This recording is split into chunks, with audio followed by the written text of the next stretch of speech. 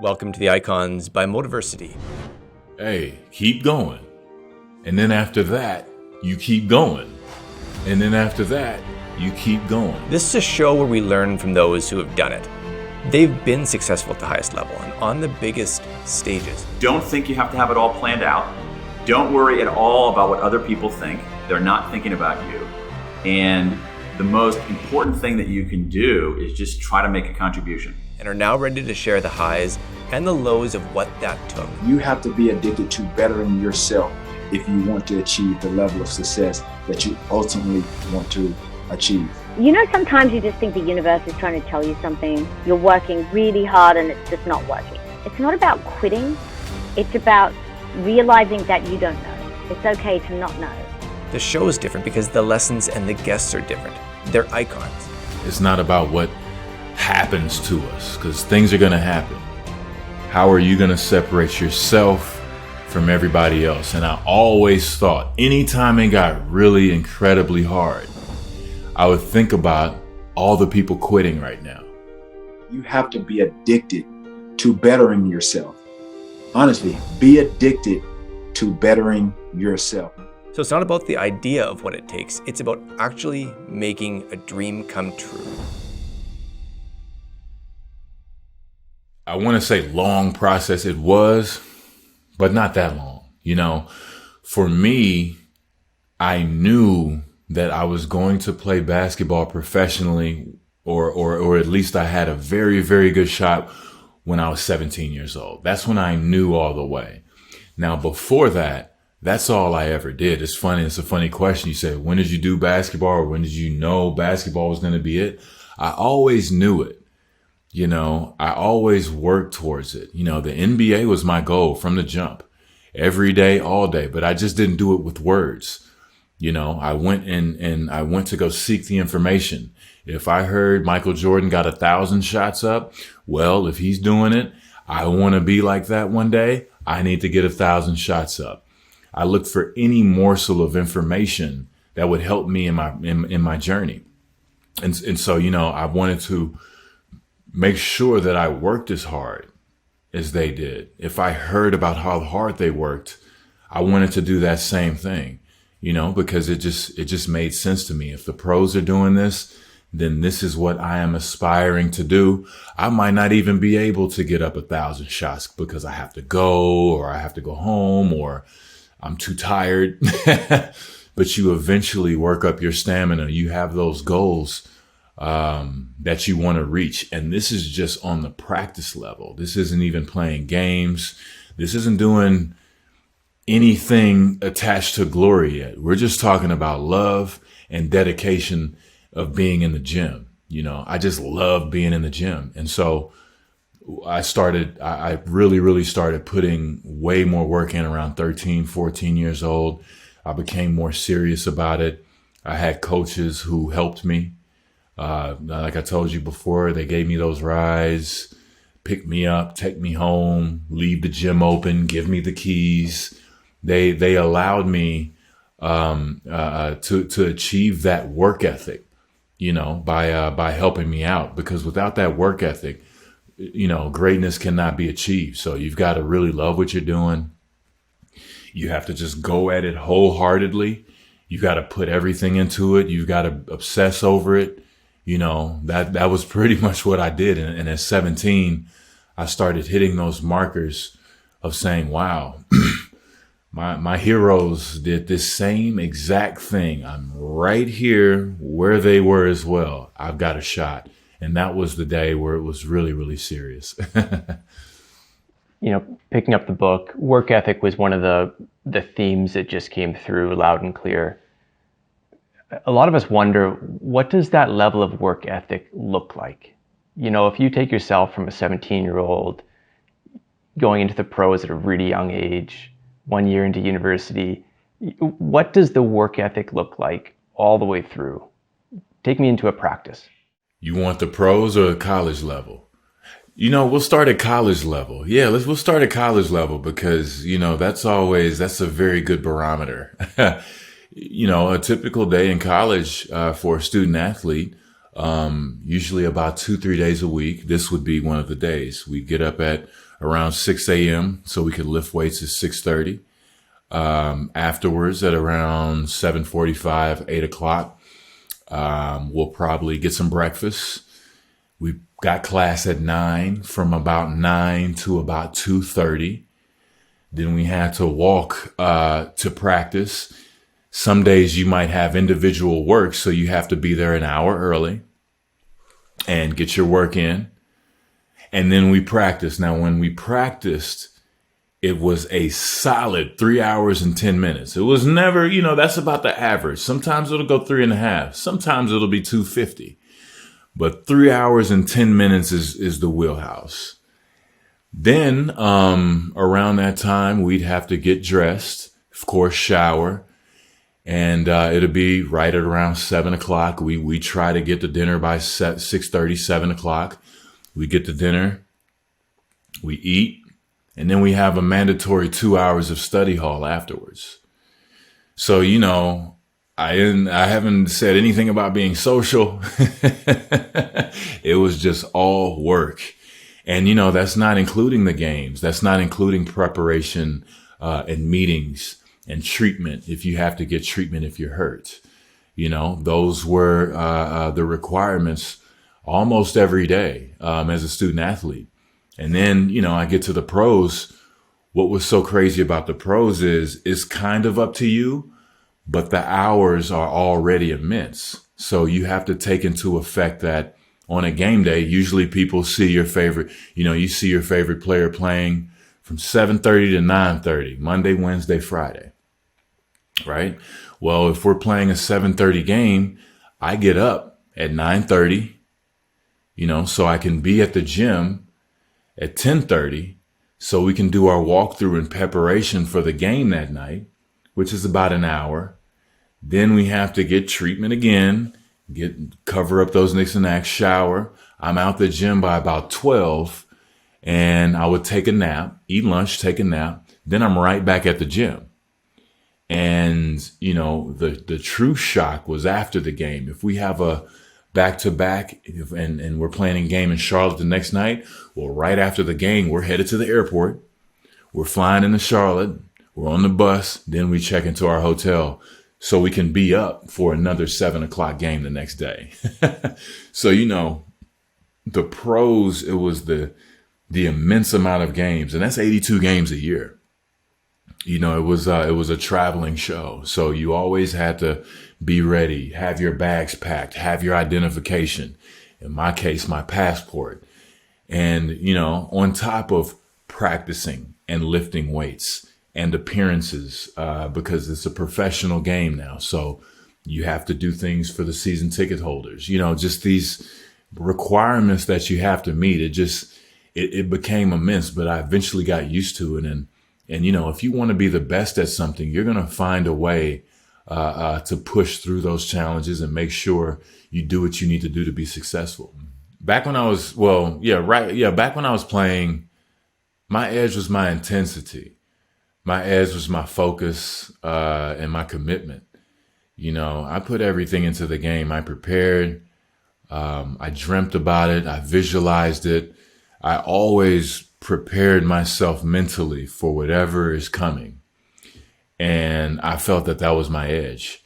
Just kind of like I was alluding to earlier, I read books. I felt that was an edge as well. I've read these different books on mental toughness, and I'm going to take nuggets from each one to maybe it'll help me, because I know I'm going into a tough situation and it's going to be extremely hard, but I'm not going to give up. And it doesn't even matter if the other side knows that about me. They're in trouble before they even lace it up. That's how I felt every single match. I didn't care who I was playing. And, it kind of spills over into this day. It's all about work ethic. It's all about what you choose to do in life, what is important to you. What is that goal that you're going to identify and go after and say, I'm going to go after this thing wholeheartedly. It doesn't matter what other people say. This is what I feel. It's positive. I love it.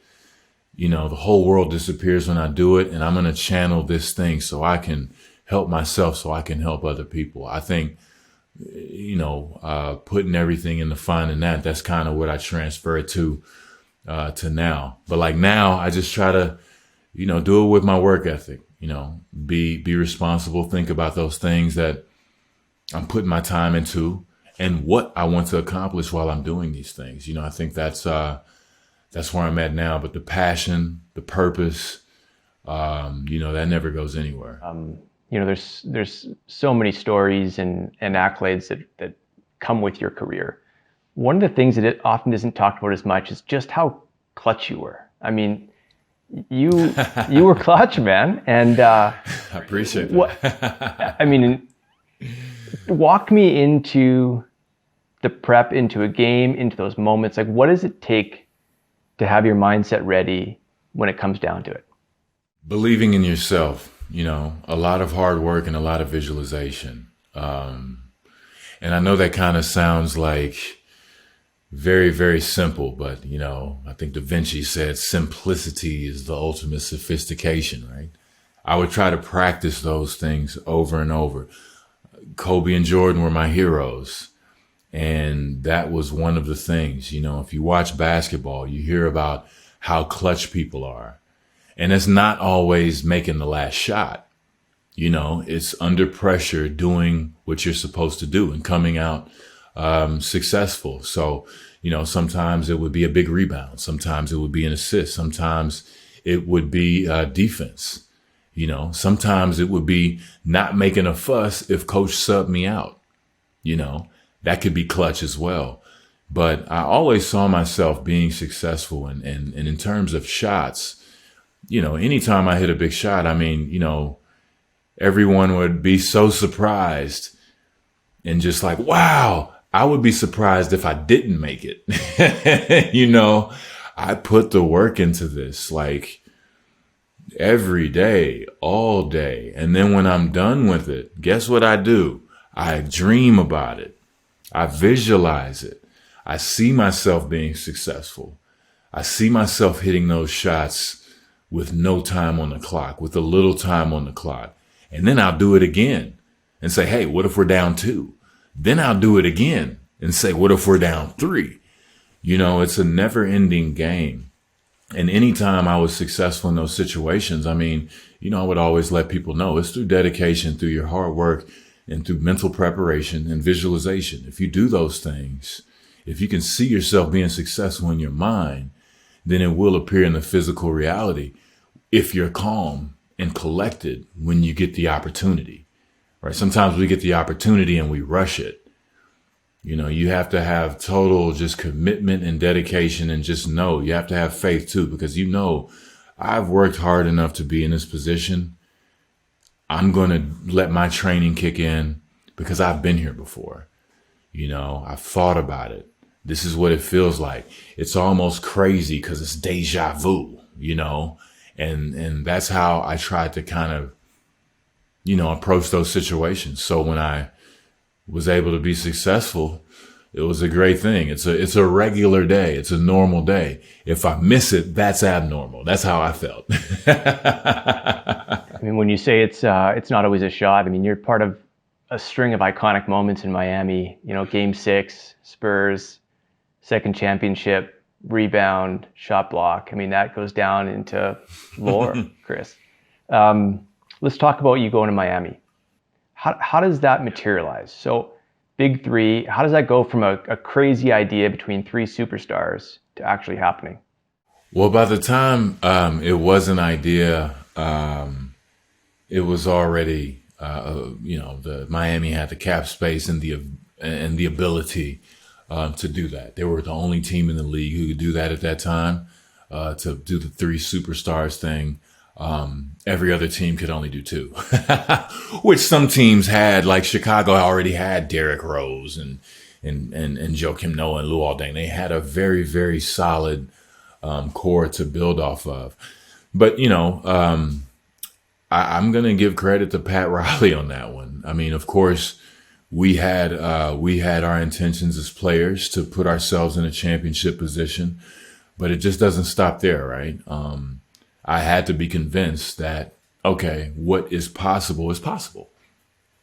And he pretty much definitely had a big role in it because, just in his speech, for one, he's a great speaker. But two, he pretty much just told us we're on the precipice, or at least told me that, we're on the precipice of greatness, just at a chance at greatness. And it doesn't happen every now and then. That's pretty much the message he delivered. And he definitely made me feel that, it, of course, is about championships, but legacy as well, as a basketball player and as a person. He got those things. And, just looking back on his career, he was one of those people that if I could talk to that person, even if it's just for 5 minutes, just get some sort of energy from him, I could be great. He just oozes it. And I know for me that really helped me in my situation because I wanted to win a championship. I wanted to be successful in that regard. So I was looking for a place that better suited me for that. Congratulations, 2021 Hall of Fame. I think that's the capstone to, I've been great in this sport. And greatness followed your career. I think that's what's interesting is that you came out of one of the strongest draft classes ever. And you were around greatness your whole career, and you still succeeded. But you played with LeBron, Dwayne Wade, Kobe. What did you learn about greatness from those players? The aspirations, the dreams of what it takes, the commitment to hard work, but more importantly, how many lumps you've got to take. If you want to be great, oh man, prepare to get up off that mat. You're going to get knocked down over and over and over. And even when you feel like, I can't be hit this hard. Or if you're down there thinking, it's no way I can get up from this. That's when you're just starting. That's when it really that's when your survival skills have to kick in, and hopefully you've trained enough in your mental preparation and really believe enough in yourself to get up. Because, everybody, I think we always said, the easiest thing to do is hold that trophy. That's the easiest thing to do in this process. And that's only going to be for a very short amount of time. The work, the will, the commitment. Like I said before, getting up when you're knocked down. I mean, throughout Kobe's career and Michael's career, LeBron's career, Dwayne's career, Magic Johnson's career, there's always going to be these struggles or challenges that you have to get over. And the hardest part is in you trying to be one of the best in the game, there's going to be a tension with it, right? You're put on a pedestal and you fall even harder, when you do. So I really had to learn how much you have to prepare. You have to live it. You have to want it so bad to where you'll sacrifice those Saturday nights or Friday nights with your friends.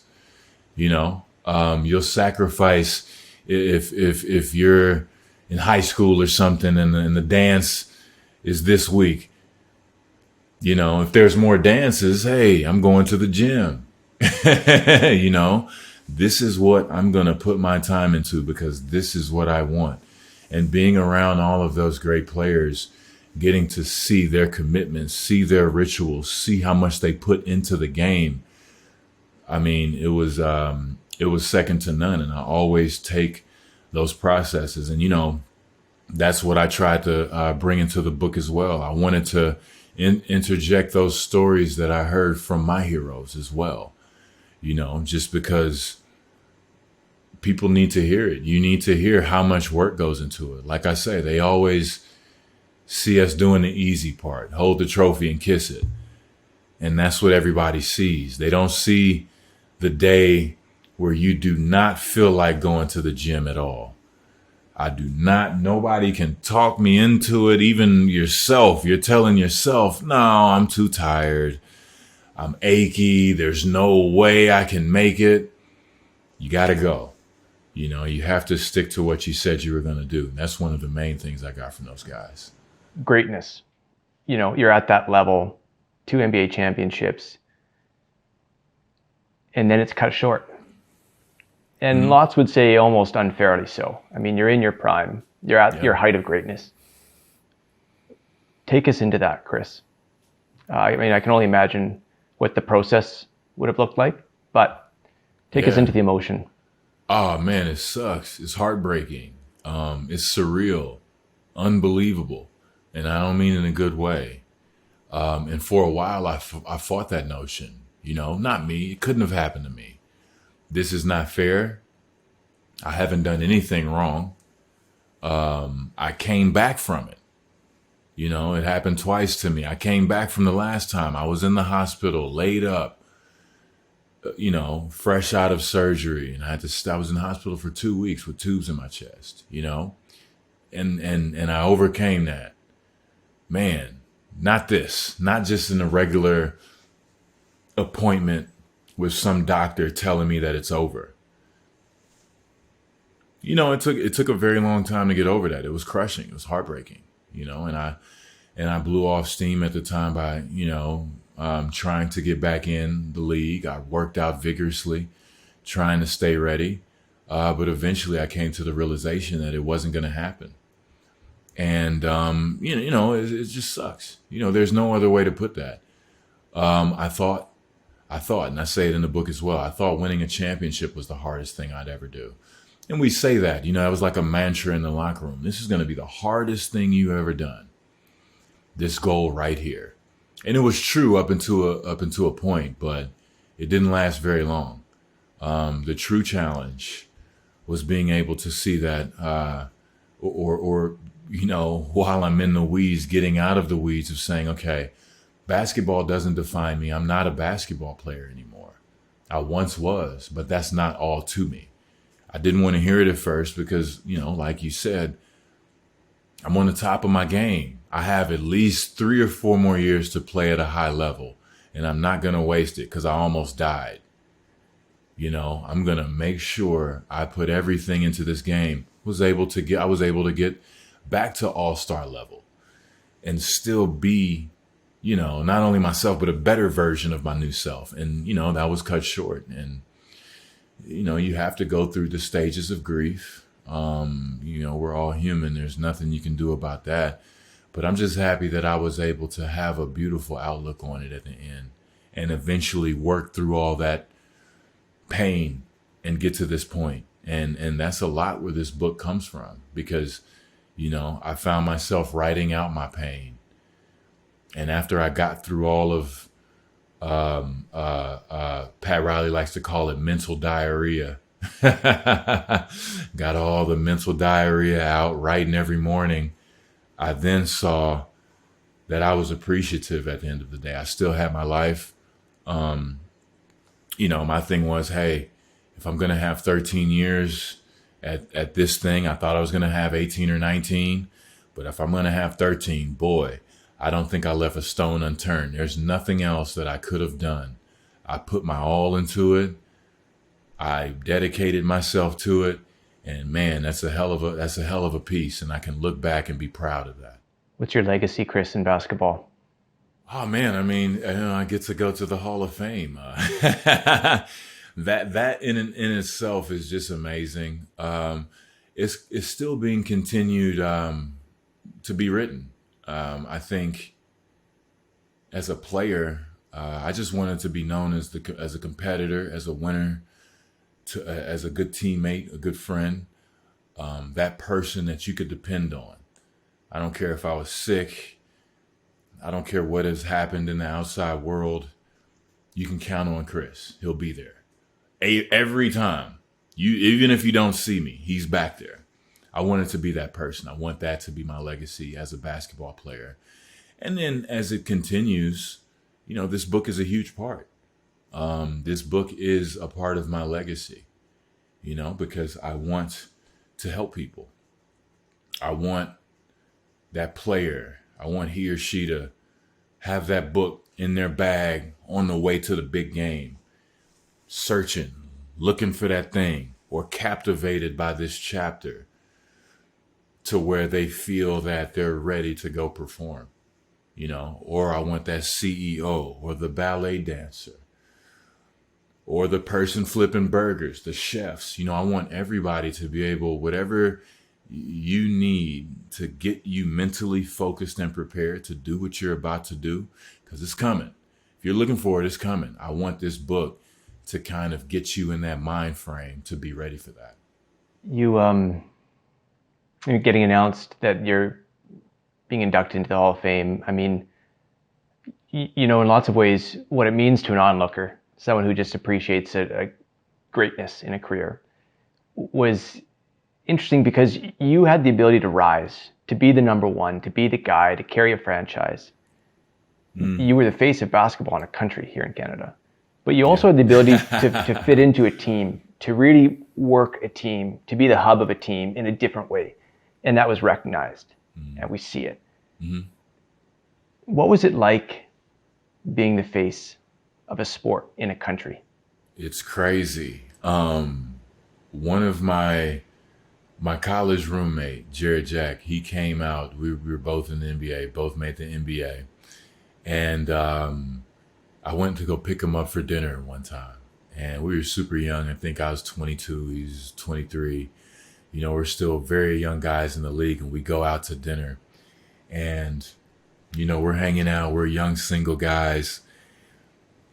Him just seeing the reaction from the fans and how much they loved, I can sure say love me, but love the game, to where they recognize me and say, Bosh, oh my God, let's go rap. I mean, it was common. And so much to the fact where he was like, man, what in the world is going on, man? This is crazy out here. This is like it's a different level of love. It was crazy. I mean, just being able to play and know that you have a whole country supporting you, it was second to none. I mean, it took me a while to really comprehend it. But I just wanted to reflect that with my work. I knew that people coming to the game wanted to, see me play. I know people watching the TV were hoping, wishing, praying that the Raptors would be successful that year, just like me. So I always felt we were in the foxhole together, so to speak. And, just seeing the passion and how much everyone loved basketball out there, even when we weren't that good. Even when we were just young and scrappy, and I'm trying to be successful, and I'm saying, hey, Canada, you can count on me, and I don't even have any facial hair yet. They still said, okay, yeah. They took in that 220 pound, 215 pound skinny kid with big dreams, and I just always felt that I could do it there. Chris, you've been an all-star in life, and you got a long life ahead of you. What's next? Man, I've recently been just trying to work on being present. Of course, we have huge aspirations for this book, and I'm constantly trying to find new goals to go after.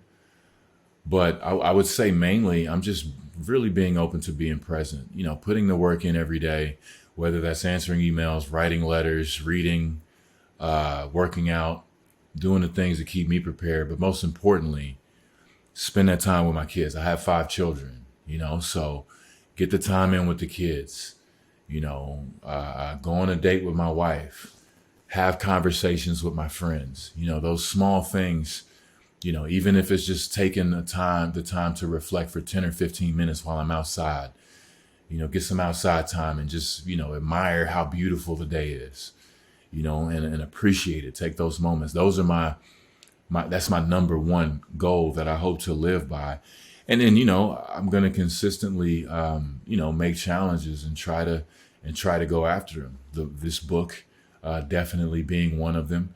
And my challenge now is to hopefully start a conversation centered around it. And I want to hear from people. I want to hear people's stories on how it helped them, because that will give me satisfaction knowing that somebody helped me, at one point in time, or those words that I read on that page really, really cut through and resonated with me, and I applied it and it worked. You know, I want to hear those stories. I hope it helps people, and then, you know, we'll go from there. But I just want to be happy and healthy, you know, see these babies grow, and live as long as I can and have as much fun as I can. What was the most valuable piece of advice you were given from one of your heroes? People are going to not kill me for this, but just be like, what? That's it? The most critical piece of advice that I've ever gotten, and I won't name who, was from a coach. One day all he said, and I'm going to paint the picture for you. I was a rookie. I'm 19 years old. I'm playing with guys old enough to be my dad. I'm getting thrown around. I'm playing a level of basketball that I'm barely hanging on by a nail with, but I'm one of our best players, so I'm playing every night. I want to go home. I'm not used to the cold. I'm getting beat up by guys. I'm like 215 pounds. I just gained like 5 more pounds. I'm playing guys 250, 260. I'm getting beat up, but I wouldn't quit. And I was looking for this piece of advice from someone, and all they told me was just like, they would always tell me, hey man, keep going. Just keep going. All the time, every time. And, you know, I got so mad because I'm looking for that euphoric feeling from the piece of information that they're about to give me, right? That's what I think we all kind of struggle sometimes, looking for that and putting too much pressure on the situation. But as I got older, as I continued to train, as I continued to not give up and not let a loss define me or my character, I kept going. You know, lose or win, I kept going. And then it really started to click. What he was telling me was, he didn't have anything to tell me. I cannot, you know, I can't sugarcoat this ass whooping. It is what it is. You're going to take your lumps. But if you keep going, if you don't quit, you're going to get better. And you're going to get better, and you're going to get better. Because you're going to not only see why you're coming up short and get smarter and incorporate these things in your training to get better, you're going to get stronger. You're going to know that you got to, weightlifting, a little different program. You got to stay with it. You just have to get a little older and continue to work. And, you know, I always reflected on that. So anytime it got hard, especially in basketball, I just say, hey, keep going, keep going, keep going. Don't stop. Keep going. And so, although simple, that definitely ended up being one of the best pieces of advice that I got in my career. Oh, yeah. Hey, keep going. And then after that, you keep going. And then after that, you keep going. Because it's about what we do. It's about how we handle the situation. It's not about what happens to us, because things are going to happen. How are you going to separate yourself from everybody else? And I always thought, anytime it got really incredibly hard, I would think about all the people quitting right now and how they're going to feel in a few years, hopefully if we're alive, that they're just going to say, man, what if I hadn't have given up? What if I would have kept going? Don't say what if. Please, please, please, please, please don't have the what ifs down the road. You keep going now, and I'm telling you, you'll be in a better place than you would be if you quit. Quick observation people could make: you came out as this physical prototype, but I think what we underestimate sometimes is your mindset and the character it took to come out of a small school, hit the NFL, and be a late bloomer and to rise up. What do you think, if you think about that idea of skill set and mindset, what's your edge over everyone else? You know, I think the best, no different than anybody else, but I'm sure a lot of athletes that have, you know, obviously achieved an amount of success, I think when their doubt creeps in or there's naysayers or there's doubters, I think the best thing that I ever did, obviously, I think was believe in myself. That's first and foremost. Yeah, and I think for me, I saw and I listened to what the coach, said, and they saw in me, which was a lot of potential, and I just wanted to build on that. And so with me, I think if I didn't have the coaches that push me beyond really kind of, I think, my own limits or my own expectations, I don't think that I would have become the receiver that I became. I don't think I would have been this guy that became T.O. Obviously, like I said, when you talk about physically, I fit the description of an athlete. I fit the description of one of those physically imposing receivers. I guess became a poster child for prototypical receivers that came after me. Because if you look at the transition of the receiver position before me and after me, they started to become bigger, faster, and stronger. You think of guys like Calvin Johnson, they called him Megatron. You think of Julio Jones. These are big body type of receivers that possess, not only just, the hands and catch radius, but when you think about the speed and the power of these guys, I think that's something that people marveled at as they saw the progression each and every year that I played in the National Football League. And I think after my third year in the league, after I made the catch against the Green Bay Packers, I think that instilled a lot of confidence in myself that I could play, and I could play on a big stage. It didn't start out particularly well, but that's where the cliche statement, the cliche, I guess, statement comes of, it's not how you start, it's how you finish. And so for me, that mindset of just not wanting to quit, not wanting to succumb to just the ebbs and flow of the game, and disappointment, having short-term memory. Nobody's perfect. You're going to have those days. Some days you're going to have it, some days you're not. And it's the great ones that look beyond that mistake and just have short-term memory and go to the next play as if the bad play just didn't happen. That's where you have a small percentage of great athletes in every sport. You have your average, you have your good, and you have your great. And so there's a little small percentage and a window of athletes that really go beyond the stratosphere of just being just good and allowing just your athletic ability and talent take you to where you want to. Athletic ability, it can only take you so far. But when you think about some of the great athletes and in so many sports, and I think the perfect examples, I think for me, it's because I love basketball. You think about a lot of these kids, they go from high school to the pros. And obviously, that's not the case now. You have to go 1 year. But just think about the kids that go from high school to the pros. You think about your Kevin Garnett. You think about your Kobe Bryants, your LeBron James, Michael Jordan. He's one of the greatest. He didn't go from high school to high school to the pros, but he's considered, obviously the greatest of all time. But when you think about what Michael Jordan did as setting the blueprint, especially for a guy like Kobe, who was at that point when he was alive, he was a living carbon copy of one of the greatest basketball players of all time. You think about what LeBron has done.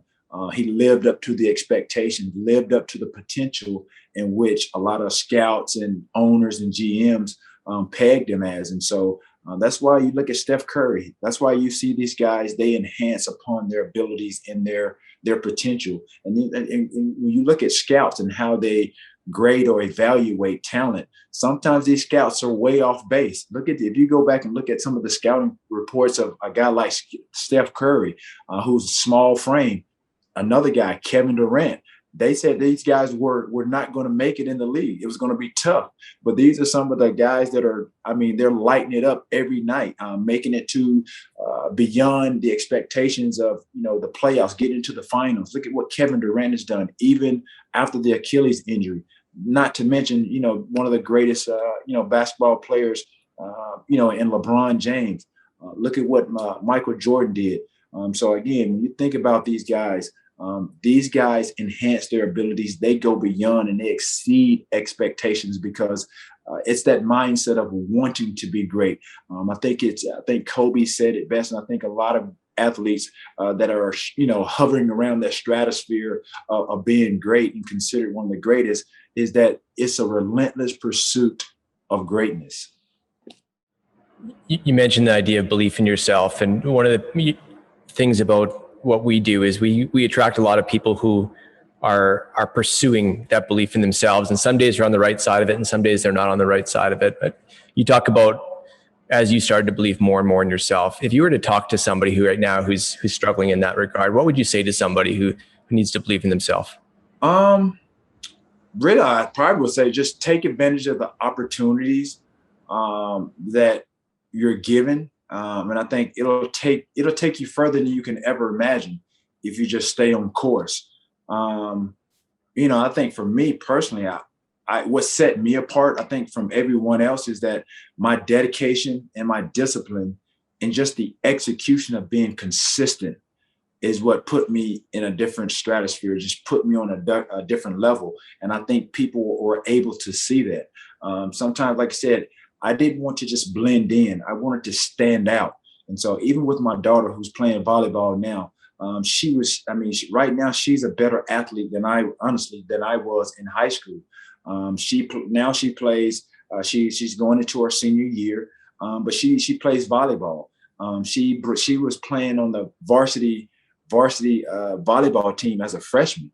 And I can't say enough about her and what she's able to accomplish. And I wanted to instill the confidence in her and really just share with her what she's accomplishing and what she's doing, because that doesn't happen all the time. When I was in high school, there were a couple of athletes on our basketball team that played at the varsity level as freshmen and sophomores.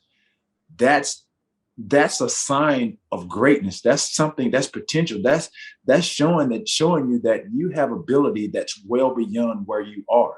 And so for me and anybody else, that's how you can measure yourself. You have to be realistic and measure yourself against, kids, your peers, and really, peers that are a little bit better than you. And so for me, that's what I did. And I saw that I wasn't as great as everybody else. I was a realist. And I knew that I had to put a little bit of extra work in order to get on their level, because I knew that I was a late bloomer.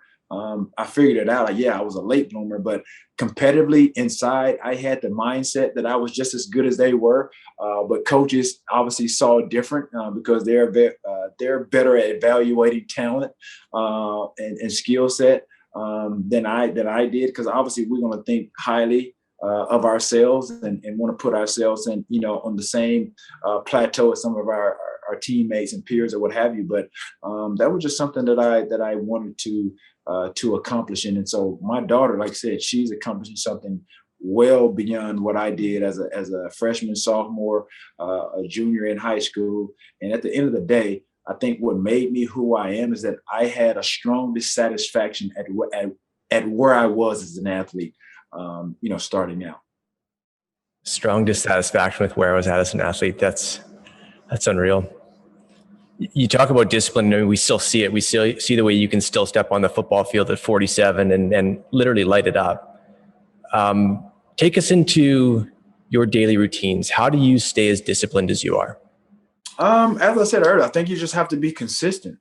Consistency is key. Not only just, I realized that not only in just an athlete, just in athletics or sports or what have you, but it's very key in every aspect of your life. And I think sports and outside of sports, business, just even in personal relationships or just establishing, a rapport, a bond, even with family, communication, consistency is key with anything. But I think, like I said, the best part about it and the most important part is communication.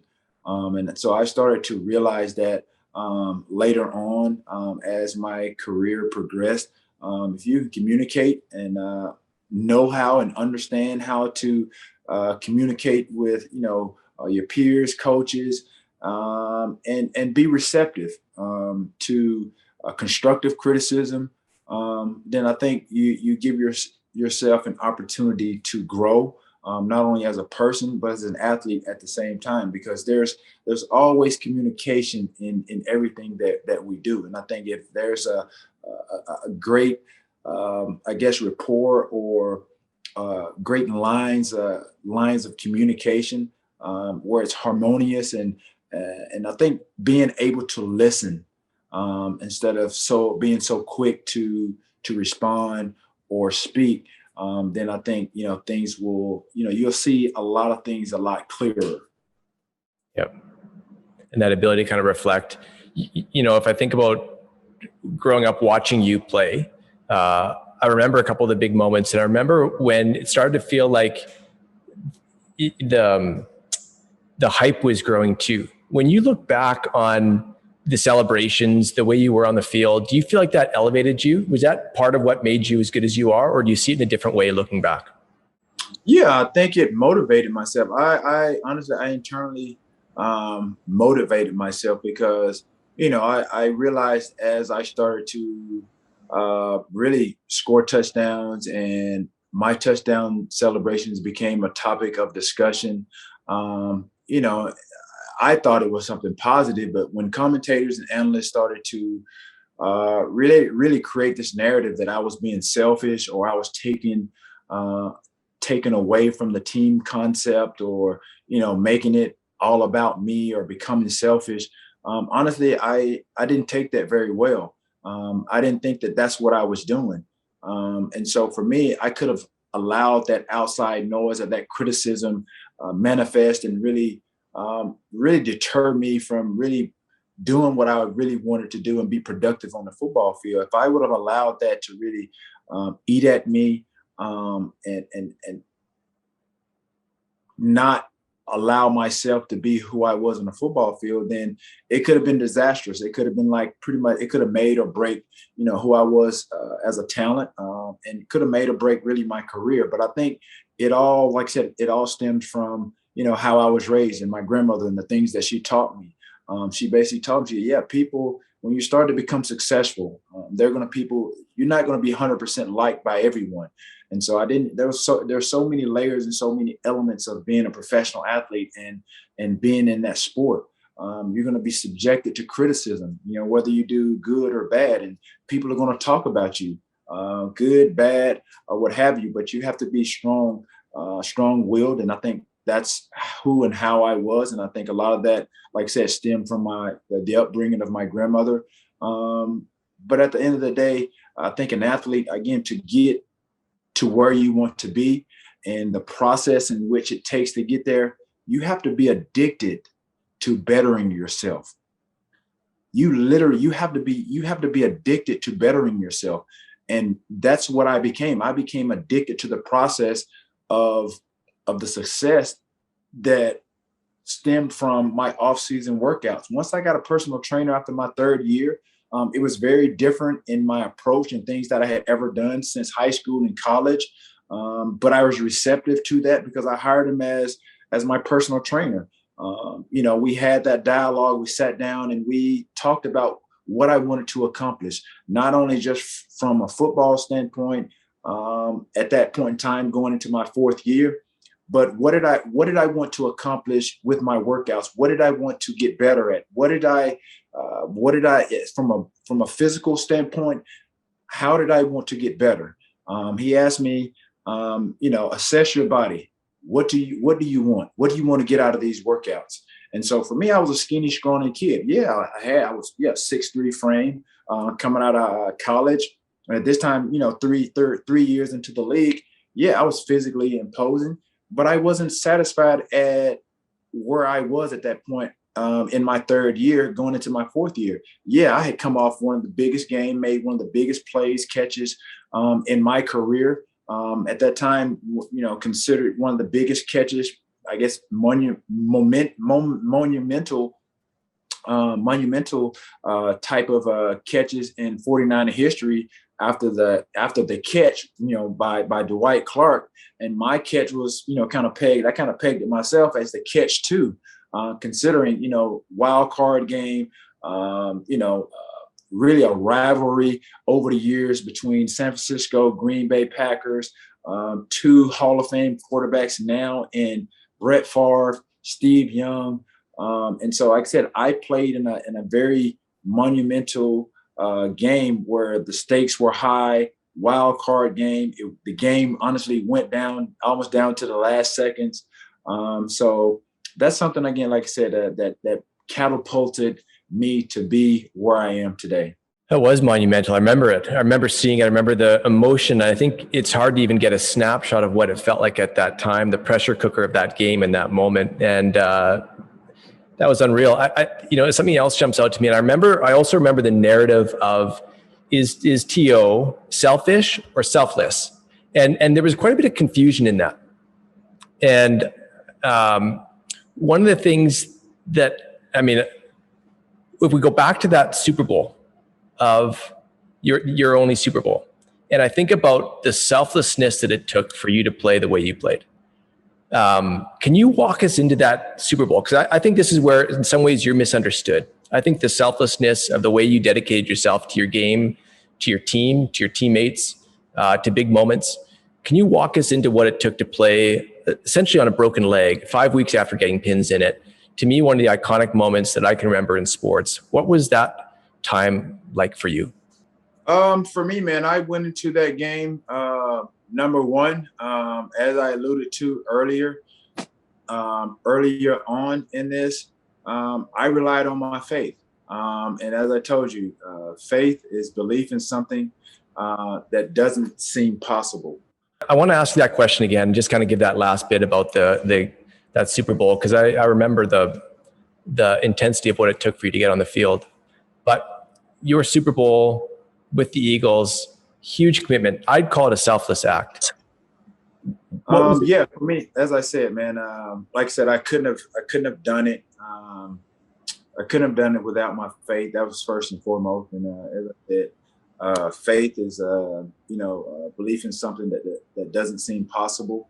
And I think, with the injury that I sustained, no one thought I would be able to play at that time. I had three receiver coaches throughout the course of my career that were very, very instrumental in really just pushing me really kind of beyond the limits of what they thought I could become. They saw it, and sometimes even I had doubt that I could be, considered at the end of the day, one of the greatest receivers of all time. Like, I played with Jerry Rice, coming out of Chattanooga in 96, third round, 89th pick. I had no idea at the end of the day, 15 years later, that I would be second, third all time, in statistics, behind, like I said, the greatest of all time. There were so many guys that played at, Power 5 schools, definitely first, second round guys that got drafted before me. Honestly, I really had no idea. Which, like I said, when you think about some of the things that I've accomplished, the Super Bowl was one of those games. I said, obviously to play in the Super Bowl, that's a big accomplishment in itself. It wasn't the Super Bowl that I envisioned, considering the injury that I had sustained probably 6.5, 7 weeks prior to the Super Bowl, when a lot of people, even, doctors across the country, basically said that there was no way I would have played in that Super Bowl, really considering the injury that I had sustained. And so I tore pretty much all the ligaments in my right ankle. I ended up finding out the next day after the game that I had broke my fibula. And I ended up having to have 2 screws and a plate inserted into my ankle, just for stability, just to help with the healing process. And so literally after that, I think it was mid-December, when when the injury occurred. And honestly, like I said, we had 2 more games to go in the regular season. And then we made the playoffs, and then we had to play 2 playoff games to ultimately get to the Super Bowl. And so I went into surgery the next day. The training staff there with the Eagles, obviously they gave me a lot of confidence and basically put me really kind of on an aggressive rehab program. And basically, they knew what type of person that I was from a mental standpoint. My mindset of obviously wanting to get to the Super Bowl. They brought me there in hopes of, me helping the team get there. And I think with what I brought from a mental standpoint, a swag standpoint, aside from really my production and the things that, how I carried myself in the football field, that enabled them to really play those games, especially going into the playoffs, without me. I think I instilled, my work ethic on some of it, and it rubbed off on some of the receivers. I think the swag and what I had, brought, throughout the season, that carried them into the playoffs. And, I remember coming back from surgery the day after surgery, and I did a radio interview. And so obviously everybody wanted to really kind of get an update on how the surgery went. They wanted to kind of get a feel of my thoughts on really the possibility of me playing in the Super Bowl. And I remember very vividly the guy asking me, what were my thoughts and did I think I was going to play in the Super Bowl? And again, I keep talking about my faith, and that's what I relied on. And I tell you, me playing, being, I guess, a day removed from surgery, knowing that the Super Bowl was 6.5, 7 weeks away. I'm pretty sure a lot of people probably doubted. I mean, the city of Philadelphia, they doubted, I'm sure, that I would have been ready. But that's where, again, the things that, my grandmother instilled in me and how I was raised, that was what went into my answer. And I told them, I was like, I said, if the team, when they win or if they make it to the playoffs, they make it to the Super Bowl, I told them with no hesitation, I said, I'll be ready. And again, that was a lot, in that statement, considering I just had come out of surgery. The injury that I had sustained, they said it was literally, it was a 3 to 4 month, type of recovery or injury. And so I only had 6.5, 7 weeks. I didn't know that at the time, but I had like 6.5, 7 weeks to get ready for the Super Bowl. And I put all that I had into it to do that.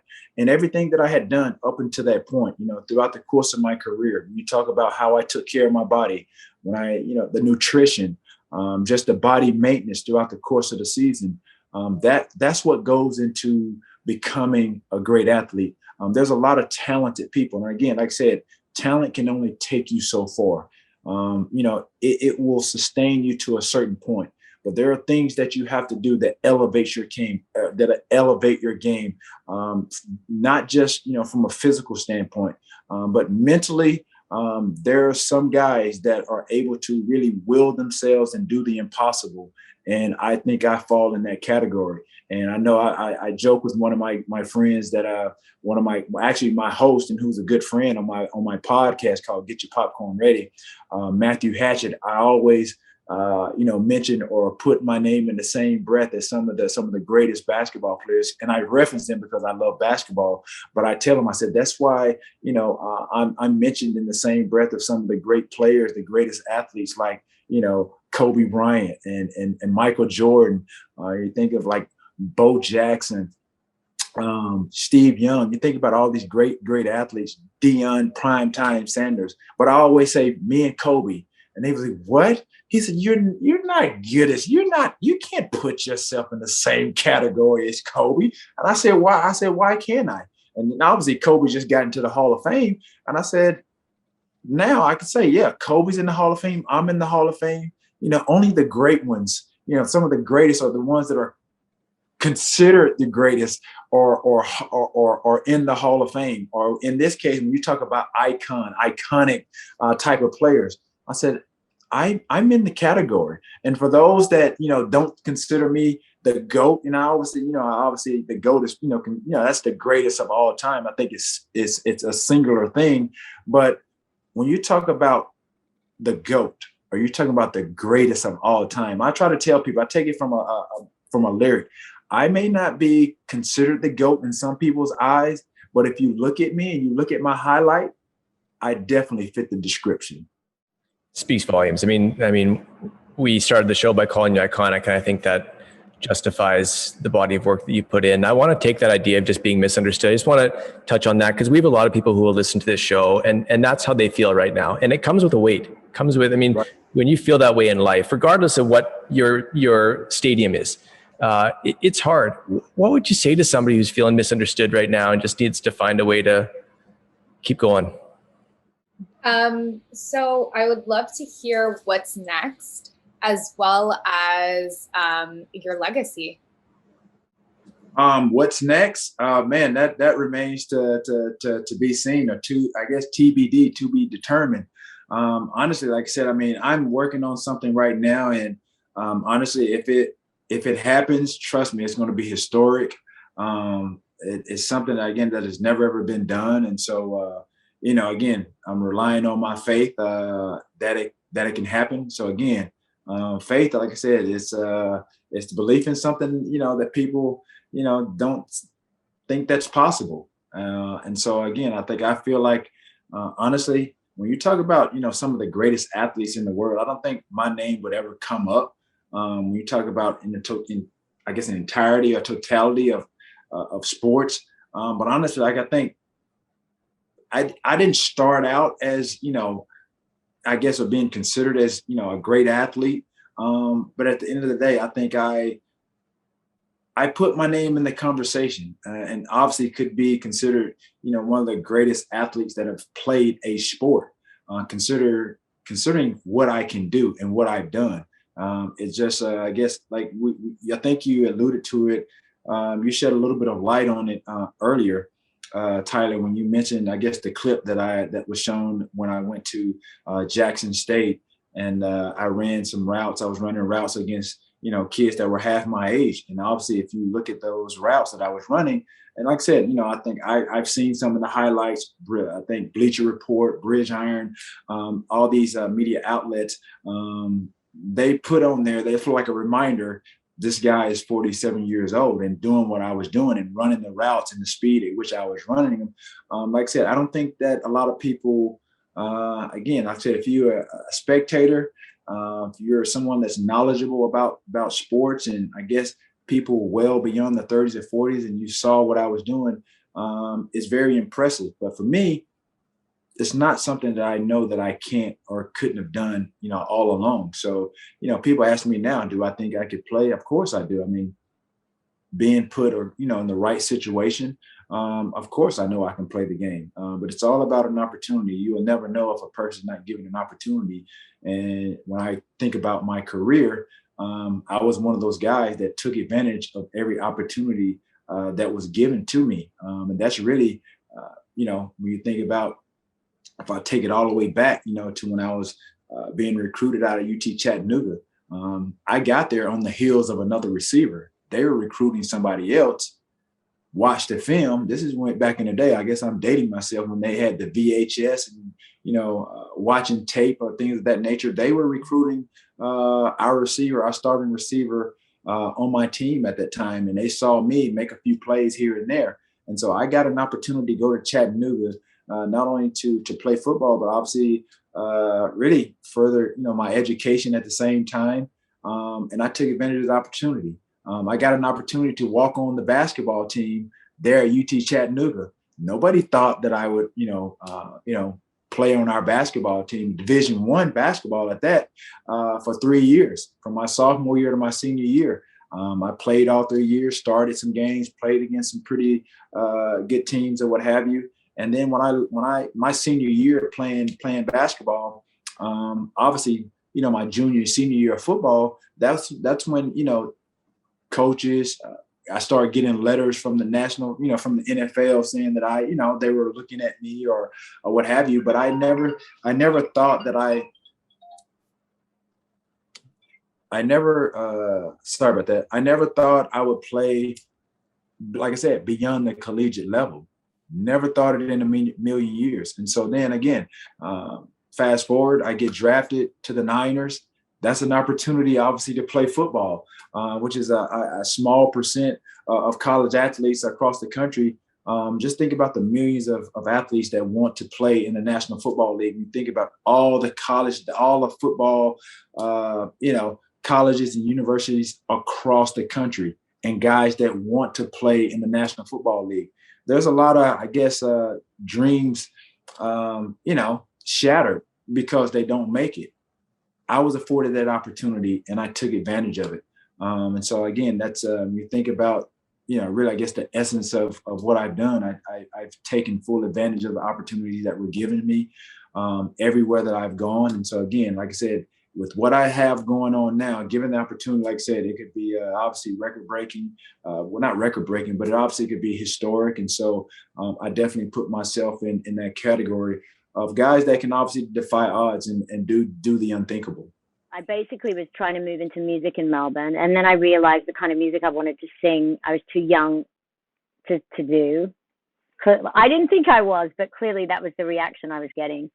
And I probably was too young to be singing Sean Colvin songs. But I went to England to do pantomime, which is what Australian soap stars do. They go and do a pantomime, make some money, and come back to be actors in Australia. So it's a way of like funding being an out-of-work actor.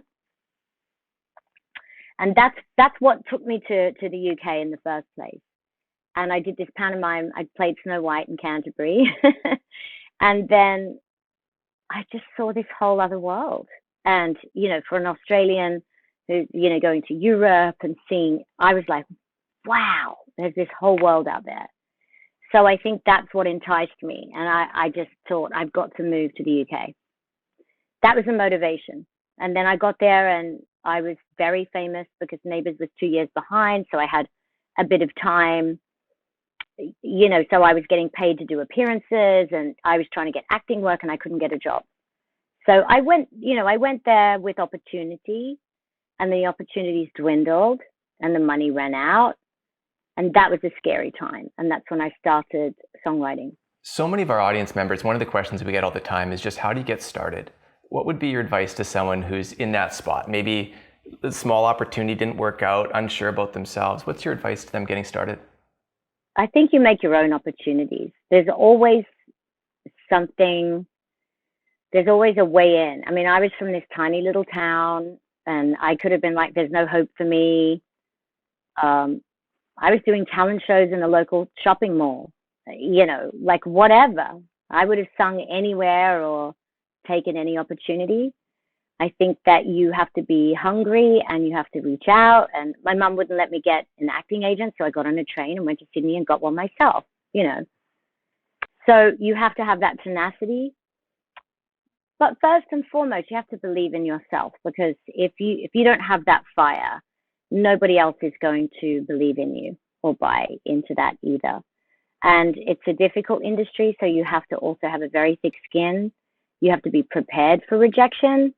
And you have to, this is why I always quote this book, The Surrender Experiment, because I think it's a really good one for viewing things that seem as seemingly disasters. And we all go through periods where these kind of things happen as opportunities. Like, okay, why would this be happening? What's on the other side of this? Instead of seeing it, I mean, I had writer's block. I'm a singer for more than 5 years. And for a while that swallowed me up, and I hid behind that and I did other things and I found ways around it. But then when I hit it head on and I found a way through it, I've written the best album of my career, in my opinion. And I've had the most fun. I've been in flow. It's like I can do no wrong. And I think a lot of what changed for me was how I felt about myself, the willingness to fail, the willingness to apply a discipline with something that you could say, oh, it's just creativity. And it's like, well, there's still a discipline. You have to show up. You have to be willing to write some bad songs to get the good song. And that's the part that the ego can't handle. That's the part where you're like, ah. So I cried a lot. We laughed at some of the bad songs, my managers and I. And you just don't give up. Just don't give up. I wonder too about the pressure. I mean, you had a song early in your career that was just, I mean, it's iconic, extraordinary success. What was that like for you, having one of your early songs take off in that way? I was doing a lot of spiritual practice at that time of my life. Before that first album came out, I'd met a meditation master. So I had a lot of tools, you could say, and my perspective on who I am and what's important, being that I was famous young, and then, dove deep into this Eastern philosophy and spirituality and meditation. So I had these really good tools for becoming mega famous again overnight with this song, which was, this is not me. I'm not what I do. And, what are you going to do with this experience? Keep your feet planted on the ground. And I used those tools to be able to cope with that. And it's transient. I mean, I'd been famous and then not famous. And so once you go through the rhythm of that, you have no attachment to that. You don't define that as meaning anything other than a result of being on camera a little bit more frequently. So I don't place any importance on those things. And I was able to value the good parts of it and certainly handle the fact that everybody had an expectation of me after that first album to live up to that. And that I found really hard. That's probably the hardest part, was not, the celebration of Torn connecting with everyone around the world and my first album doing so well and winning awards. And I mean, that was fantastic. And I made a promise to enjoy it and savor it in case that was the peak. But it was then writing the second album, and that was the challenge for me. And that's where those tools came into play. So I consider completing that album as one of my greatest achievements under that kind of pressure, I would say. And it's a great album. Yeah. How did that early experience impact Firebird? I mean, what's your sense of it now? Meaning... Just, those early albums and experiencing, being an overnight star and then also working through that second album. How's that impacting this current album, Firebird? It feels like it's kind of so far removed from it. I mean, every time I do an album, it's a comeback. I think this is my 100th comeback. I mean, it's literally, I take so long between albums, it's never considered a roll on. So I feel like what's great about that, what's benefited me, is that when you're not oversaturating the market with yourself, it's like people are interested because it's been a while. And, I don't really promote myself in between projects. I've got something to say. So I normally have quite a good experience anyway.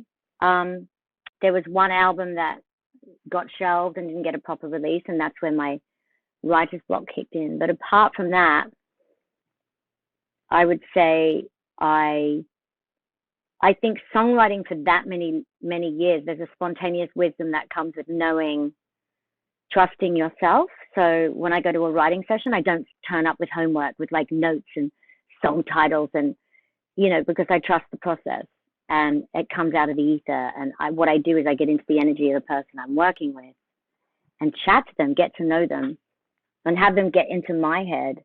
And the song usually just flies in when you do it that way, instead of like trying to fit a poem you wrote last night into this new environment that doesn't work over those chords and it gets clunky. And I think I have more fun. I trust myself more. And just years and years of practice of doing something repetitively, I can say that I'm getting better at it. I mean, I'm not a music expert by any means, but listened to the album and found myself, like, especially through the start of it, it feels really happy. It feels happy and energetic and, and also connective as it kind of gets through into that kind of middle section through the end. It feels like one of your gifts is really connecting with people who listen to your work. So that's what came across to me. But take that with a grain of salt, as I said. Certainly not a music expert. Well, I'm not a musician. I don't play an instrument. So for me, I see myself more as a director. It's like being a director. So my gift is being a communicator. So I feel like there's the tone of my voice and how I communicate how I'm feeling is what lands. And I've had to learn that that's my gift and that's valid. Like it doesn't need to be this or that or the best songwriter, or I can't sing fancy licks with my voice. Like it just doesn't do it. It's quite a basic, simple voice. But once I got comfortable with what my unique gift is, it made everything so much better because I wasn't trying to be something that I'm not, you know? So I just feel like I have a really good time walking into a writing session now because the confidence grows over time. And I talk more in pictures and stories, and that's not how I'd say it, or, I don't feel like there's that emotional payoff yet. We have to keep going. Verse 2 doesn't make sense. So I'm always trying to make sure that that the listener is going to get that feeling. That's what I'm going for, where that emotional point lands, and then they, don't feel so alone, or they can relate to it. So that's usually what I'm going for more than anything. Yeah. And I feel like that raw emotion, it does come through. I want to get the quote right, just because you've been quite open about some of the periods you went through where you were working through different emotions. And I think it was during that time where you were putting out hit movies and hit albums. And you said during that period, for a part, I was successful, rich, and terribly unhappy. Can you tell us about the emotion you were feeling when you would have said a quote like that? I can't even remember when I said that, but I think it's true to say there've been the periods of my life where I've been the most successful and I've had more money than I have now, and I have been unhappy. I think something I've learned is the more you have doesn't mean, the happier you are, or it just more things mean more problems and more things to manage. So I remember having a second home in LA and trying to be J-Lo, meant in the nicest possible way. I love J-Lo. But, I was like, yeah, I'm going to have, and then I just had, to manage 2 properties and all this. I was like, what am I doing? I can't afford to be doing this. But it's easy to sit there and kind of tell somebody else about that when they haven't had the chance to experience that. All I know is that because I've been blessed to have some of those opportunities, the gift of that is I don't need those things. And living simply, there's a lot to be said for it. There's a lot to be said for it because it frees up a lot of space to do things that do make you happy.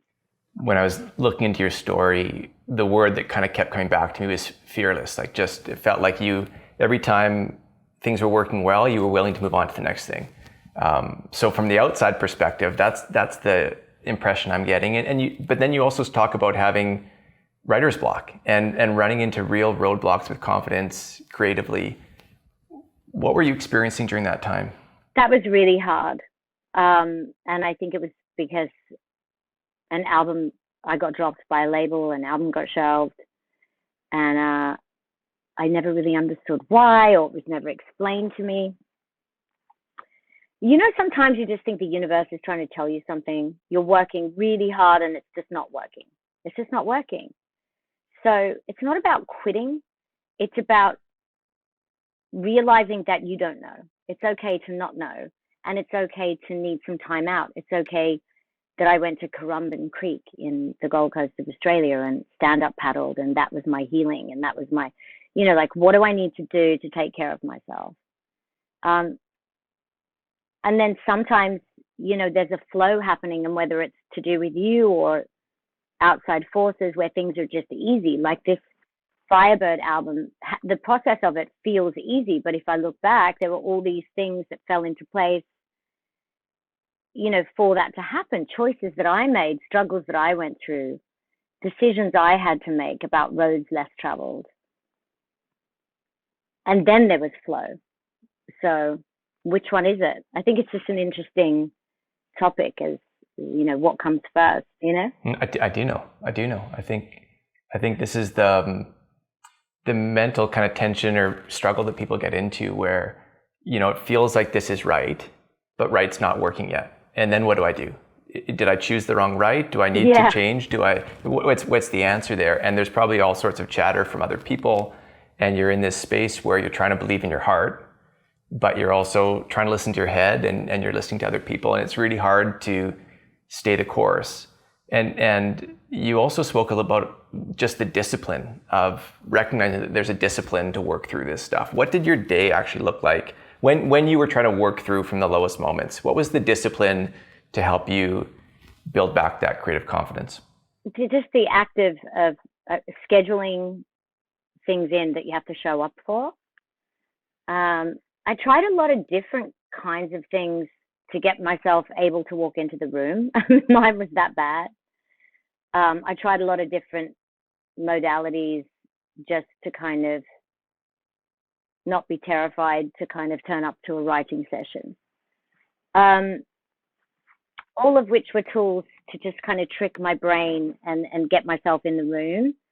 But more than anything, I think going to Nashville and booking 10 days straight songwriting, which was like 2 sessions a day, hardcore. And I'd written in Nashville on my first album. In fact, the song Smoke was written under a tree with a guy called Matt Brondley in Nashville. So I was aware of the intensity of songwriting there. And I just had this intuitive feeling that if I went there, it was going to help me overcome my writer's block. And that's what I did. So I just songwrote, with a bunch of people some that I'd met before, some I was meeting for the first time. And it was hard because at the beginning of that, I was just going along with everyone else's ideas and going, yeah, that sounds great. And it's nothing I would say, wasn't me. And then I'd wonder why I didn't like the song, or I'd be crying. I'm like, oh, this is so not me. But finishing off the day, not speaking up. So a lot of it was also learning, if I don't have the courage to say, well, I wouldn't actually say that.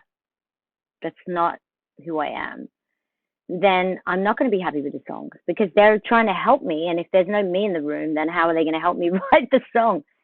So I think some of what I learned was the courage to just take control of the narrative and shut things down if it doesn't feel like it's me. And that's okay. That doesn't mean, you don't want to offend people. And in a creative room, you have to be really careful. But my experience has been that collaborators love it if you're like, that's not me. So what is you? And you're like, that's me. And that's a really helpful, useful thing in a writing session. So it's welcome.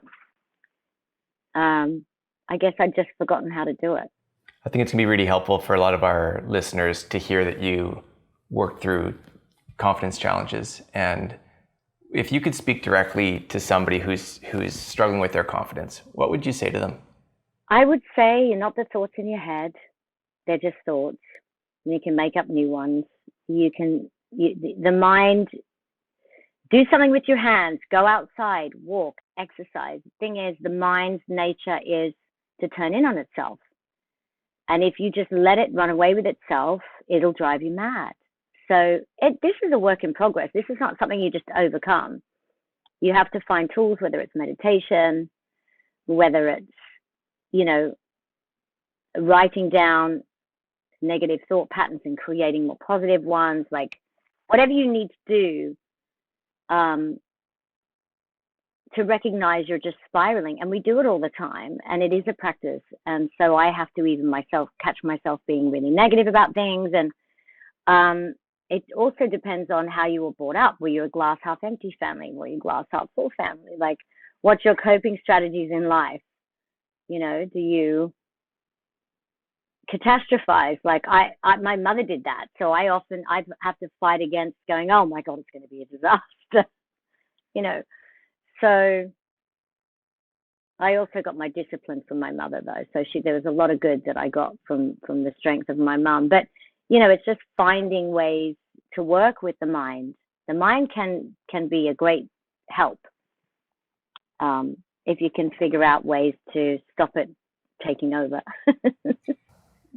The idea of you being a trailblazer and really like pushing into new fields, doing things maybe a bit differently. What's been the good and the hard that's come with that approach? I never meant to be a trailblazer. I mean, it depends which part you're talking about, being a single parent. Well, I think actually that's certainly part of it, but I think it's maybe, and I'm knowing you for a short amount of time and looking at your story for a short amount of time, but it feels like it's quite a consistent theme that you've been able to really just take these big steps into new endeavors, where a lot of people would have said comfortable is good right now. So to me, that really is kind of breaking new ways, and it's, your pathway into parenthood, but even your career choices. So I'm guessing there's been fantastic opportunities that come with that, but also some hard parts. Well, it's weird because my mum's the one that taught me never give up. My mum was really tough. And when I wanted to quit tap dancing, she was like, "You're just angry at your teacher. You're not quitting." And I was so mad at her. I was like, I can't believe she won't let me quit. But children love a boundary. And I think it's something that's really stayed with me. So when things are really hard, I don't quit. But if there's a moment where I'm truly lost, it's a courageous step to say, I'm going to walk away. So it's just checking in with yourself. And I think we know when we're just being scared, and we know when it's like, no, I genuinely don't know what I'm doing or what I want. And like me giving up music. And that might have been because I had a confidence crisis, but I think anyone getting dropped by a label at that point in their career, with what they considered to be a good bunch of songs, is confusing. And it's okay to do that, because you just never know what is around the corner when you make these changes. We all get so scared to make a change, and beautiful things happen when you liberate yourself to let go of everything and go, well, I'll just quit music. It still found its way back to me. And I'm sitting here now with this album that's like the best work I've ever done, that I'm so incredibly proud of. I don't care what anyone thinks. I would never have thought I could be sat here now confidently with this body of work. No way. It didn't seem possible, but it was the courageous step to accept that I didn't know what I wanted to do, and to express myself through, I went and studied with Ivana Chubbuck and learned acting. I did other things. And I gave back, and I was a judge on X Factor to these young 3 girls that have a career now. And it's okay. And it's okay to have periods where you're just living. I think we're in a world where it's like, do, create. And it's like, well, not everybody is built that way. Some of us move a bit slower. We're a bit more fragile. We need time, to just kind of, life can be tough.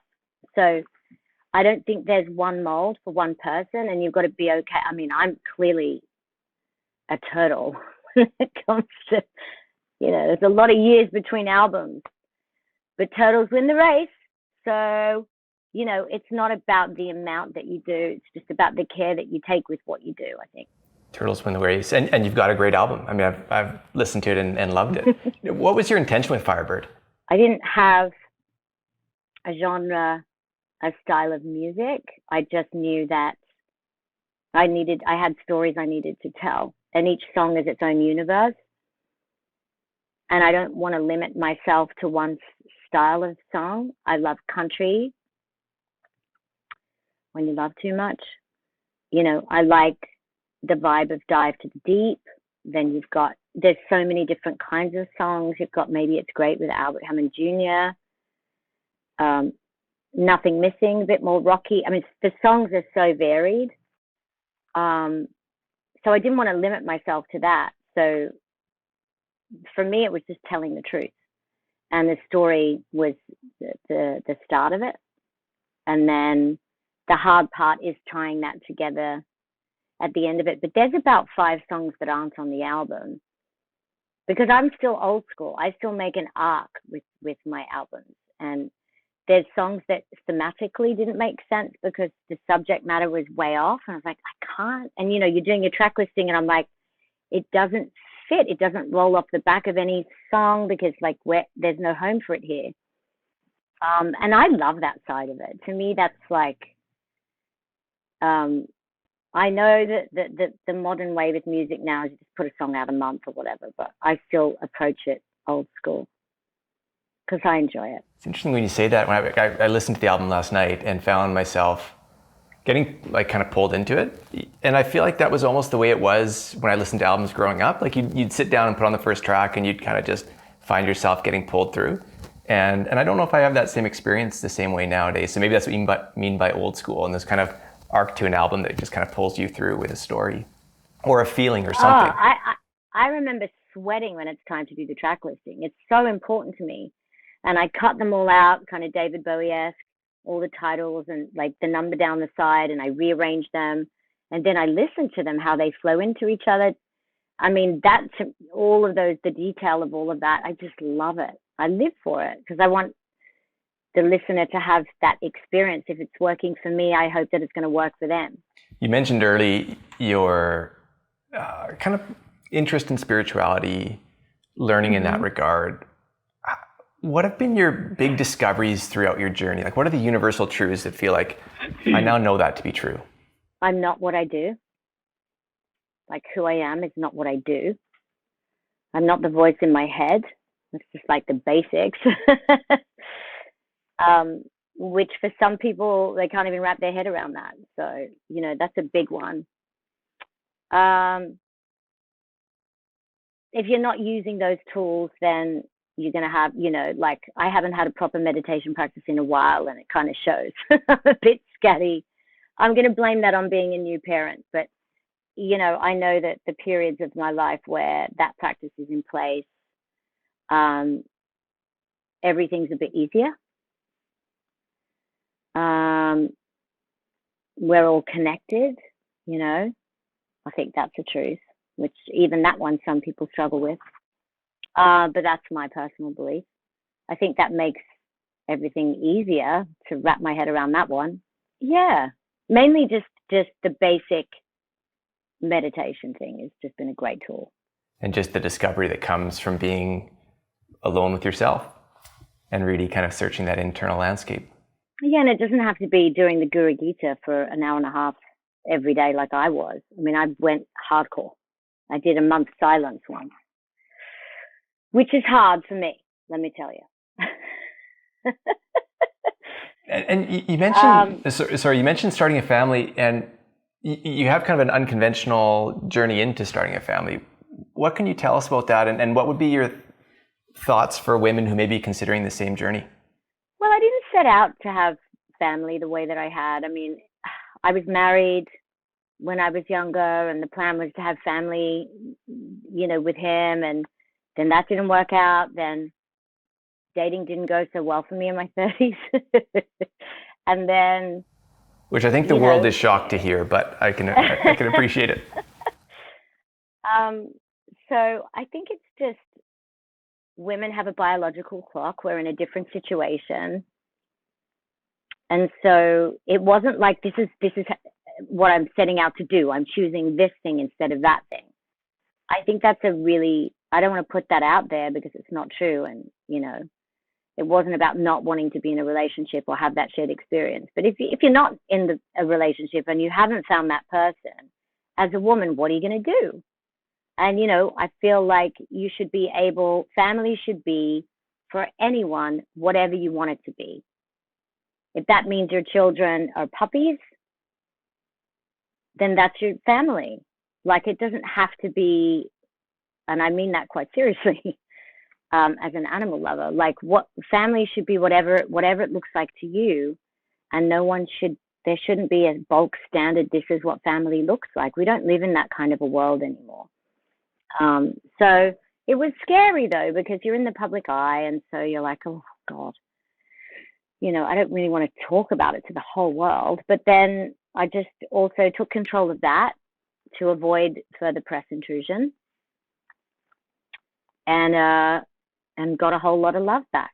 But it wasn't easy. I'm a private person, so it's not necessarily something that I wanted to be talking about, and I'm very protective of my son.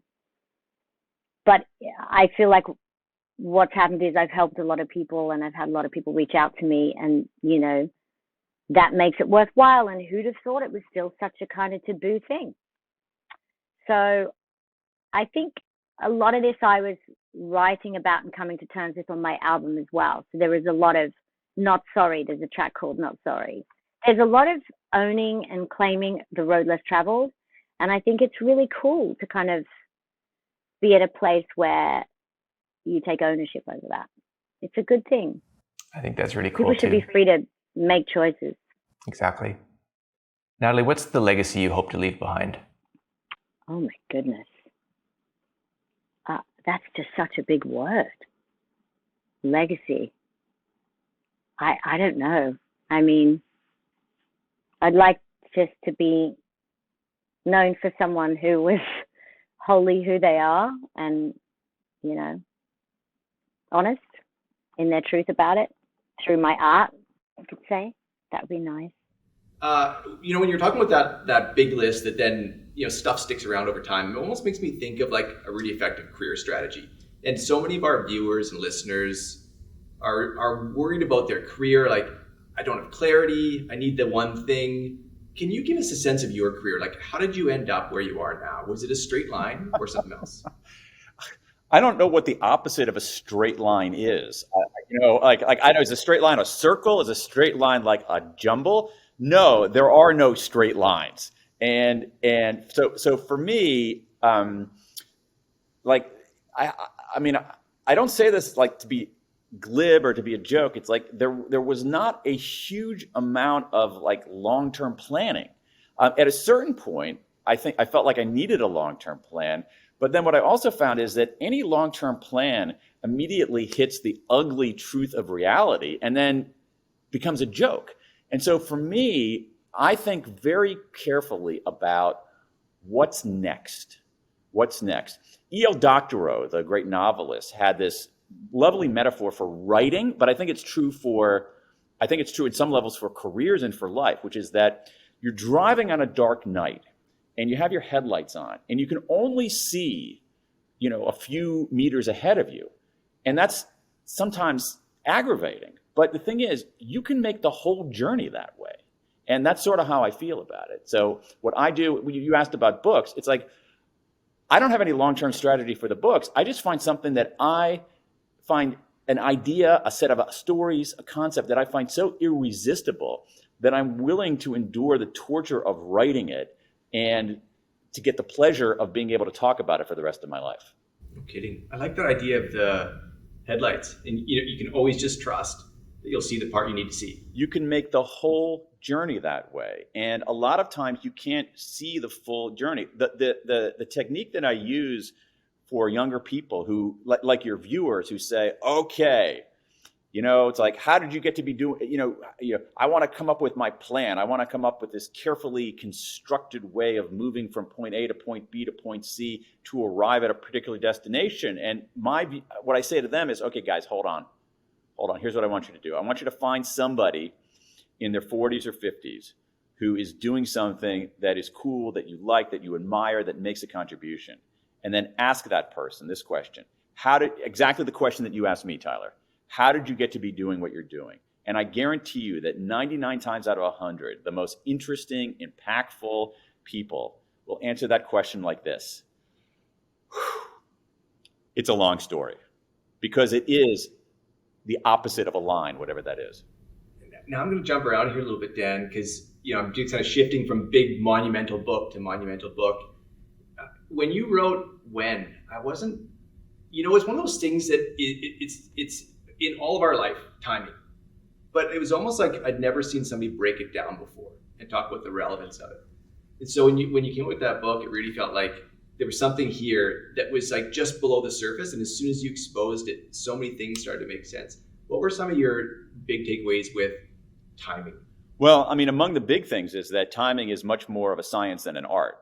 That when we make our timing decisions, both in terms of what we do in a given day, but also sort of how we navigate anything temporal, we tend to make those decisions based on intuition and guesswork, when in fact there is this rich body of science out there that gives us guidance.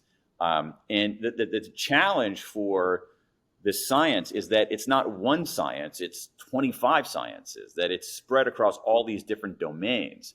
And so for that book, that was a very hard book to research because I had to look across from social psychology to economics to anthropology to endocrinology to molecular biology to try to make sense of this. But what I found is that we can make systematically smarter, more strategic choices about things like when we do things in a given day.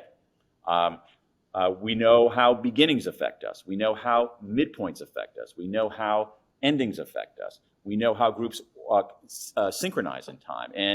And so for that one, what I was trying to do is, in some ways, figure it out for myself. There are all of these how-to books out there. I wanted to write a when-to book.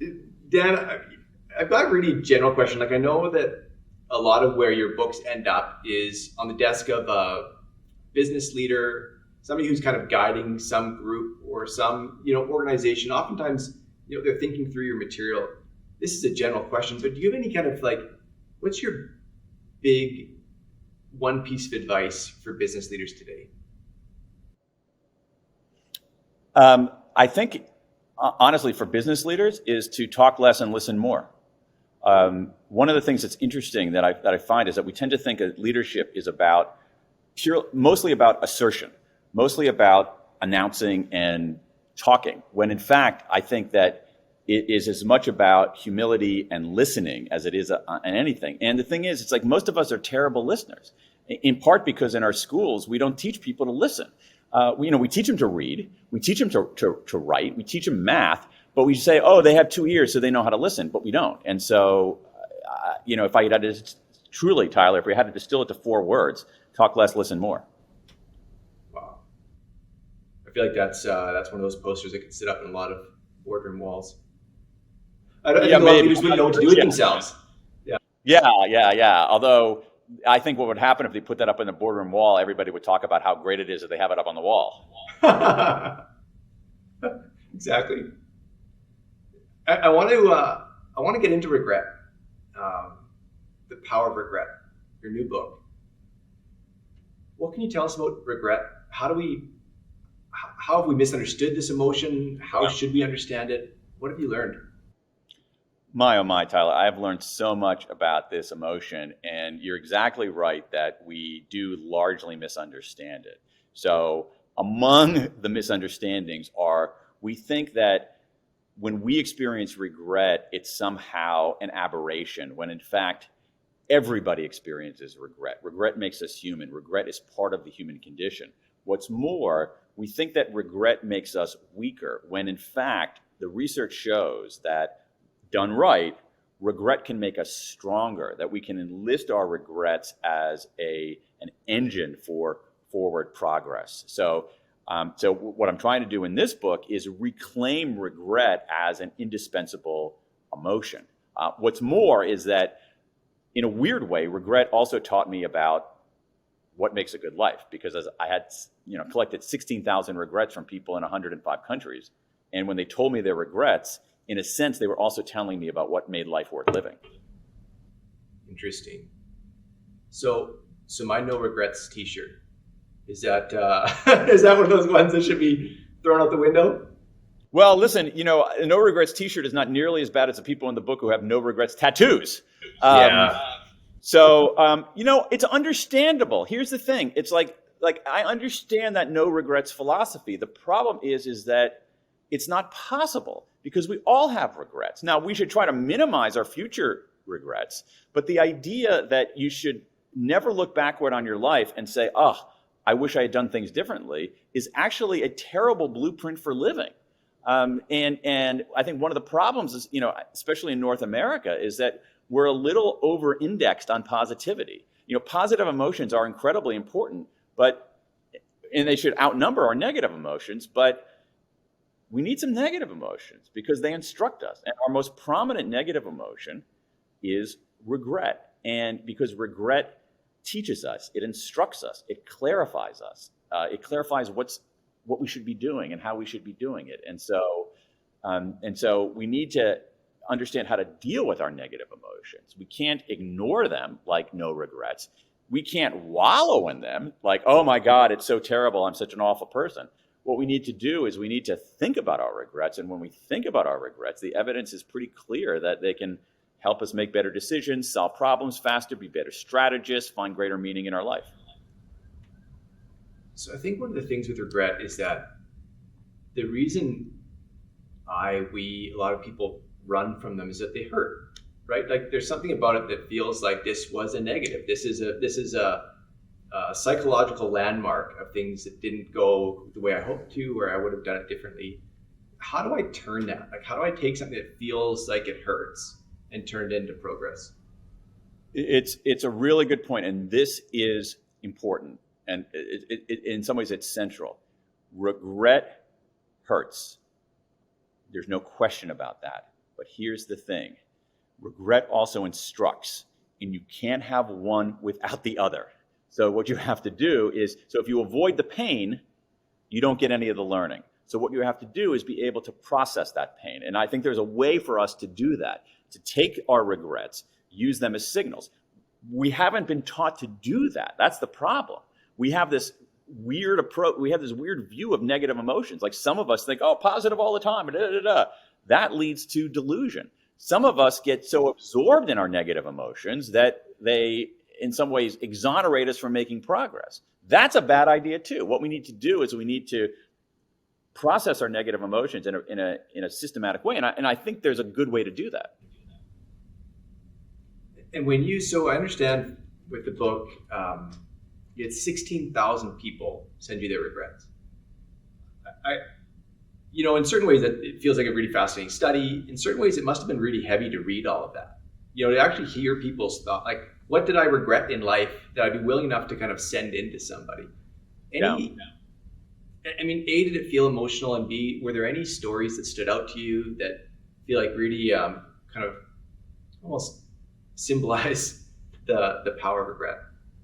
Sure. I mean, it's interesting. It's an interesting question because what I had this giant database of regrets, and I would look on my computer screen and see them listed there. And you know what? It wasn't that much of a downer because I felt like people were, for a whole host of reasons, I felt like people were trying to make sense of it. That is, one of the things that there's some interesting research on this. One of the things that we think about disclosure of our vulnerabilities and our setbacks and so forth is that people will like us less.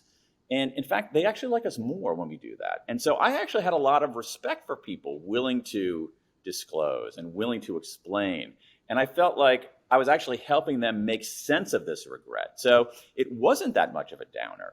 The other thing about it, to the second part of your question, which is this, is that over and over and over again, among these 16,000 regrets, people kept talking about the same 4 core regrets. Over and over and over again around the world, the same 4 regrets kept coming up. And I found that fascinating because there wasn't much national difference. What's more, as I said earlier, these 4 regrets are revealing because by revealing our regrets, we are revealing what we value the most. And so to me, these 4 core regrets operate as a photographic negative of the good life. That is, if we understand what people regret the most, we actually understand what they value the most. So in a weird way, these 16,000 regrets are not a downer as much as they are a pointer to what makes life worth living. Interesting. I mean, I'm even hearing the bias in my question, right? Assuming that these regrets coming to you would have been this like heavy hit.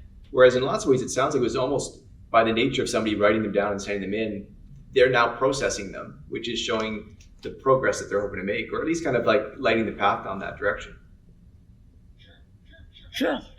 And also just they're interesting. Anytime anybody tells you a story, it's you're interested in it, and as a human being, you empathize with it, and you also see yourself in that. And in some ways, they were reassuring. So if people came to me and said, you know what, I have a regret that I wasn't kind enough to people earlier in my life, I look at that and say, golly, you know what? I have that same regret.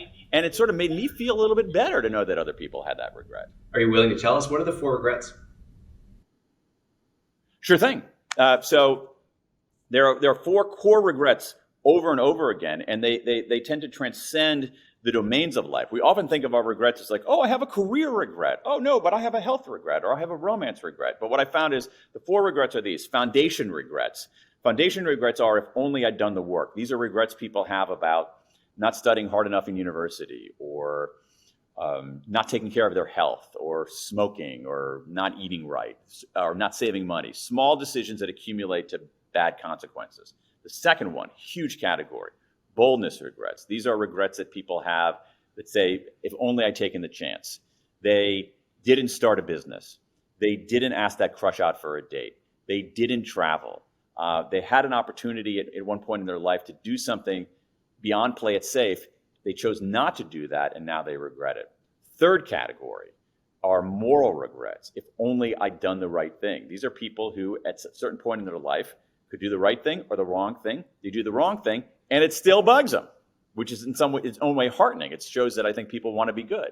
And then the final one are connection regrets. Connection regrets are, if only I'd reached out. And these are regrets about relationships, where you have a relationship, or you should have had a relationship, and it comes apart, usually through drifts, and you want to reach out, but you don't because you think it's going to be awkward and the other side's not going to care, so it drifts out even more. And then in some cases, it ends up being too late. And so these 4 regrets, to me, reveal, as I said earlier, what makes life worth living. What do we want out of life? We want a stable foundation. We want some stability. We want a chance to do something. We want a chance to learn and grow and lead a psychologically rich life. We want to do the right thing. I'm convinced, Tyler, that most of us want to do the right thing.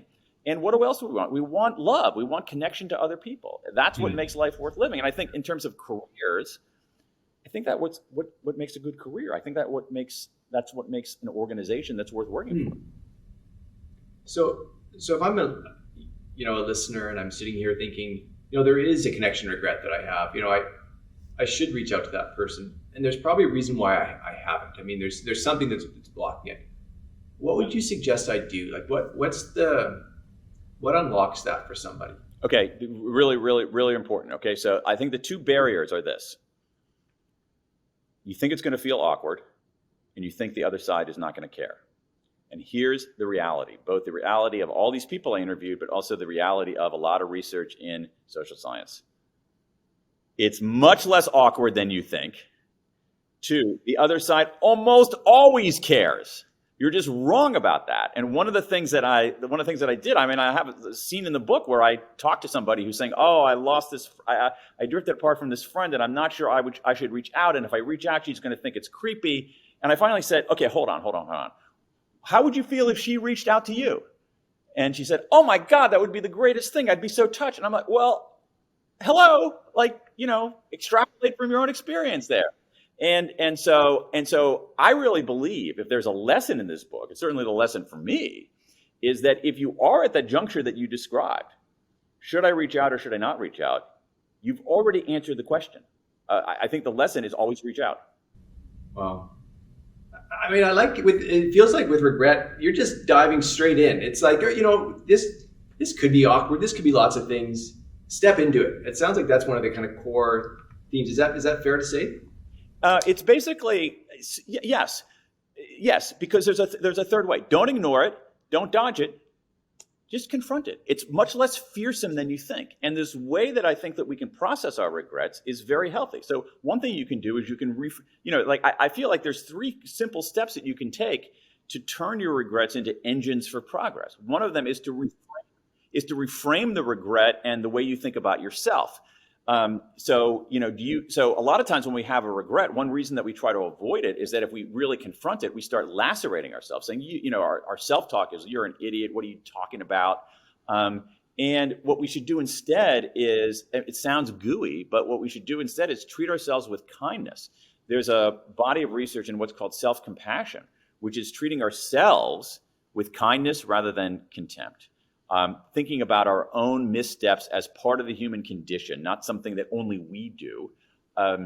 Looking at our missteps not as fully definitional of who we are, but as just one part of who we are. And so just sort of being a little better to ourselves. The second thing you can do, which we see, which is a reason why we had 16,000 people offer up their regrets, is disclosure.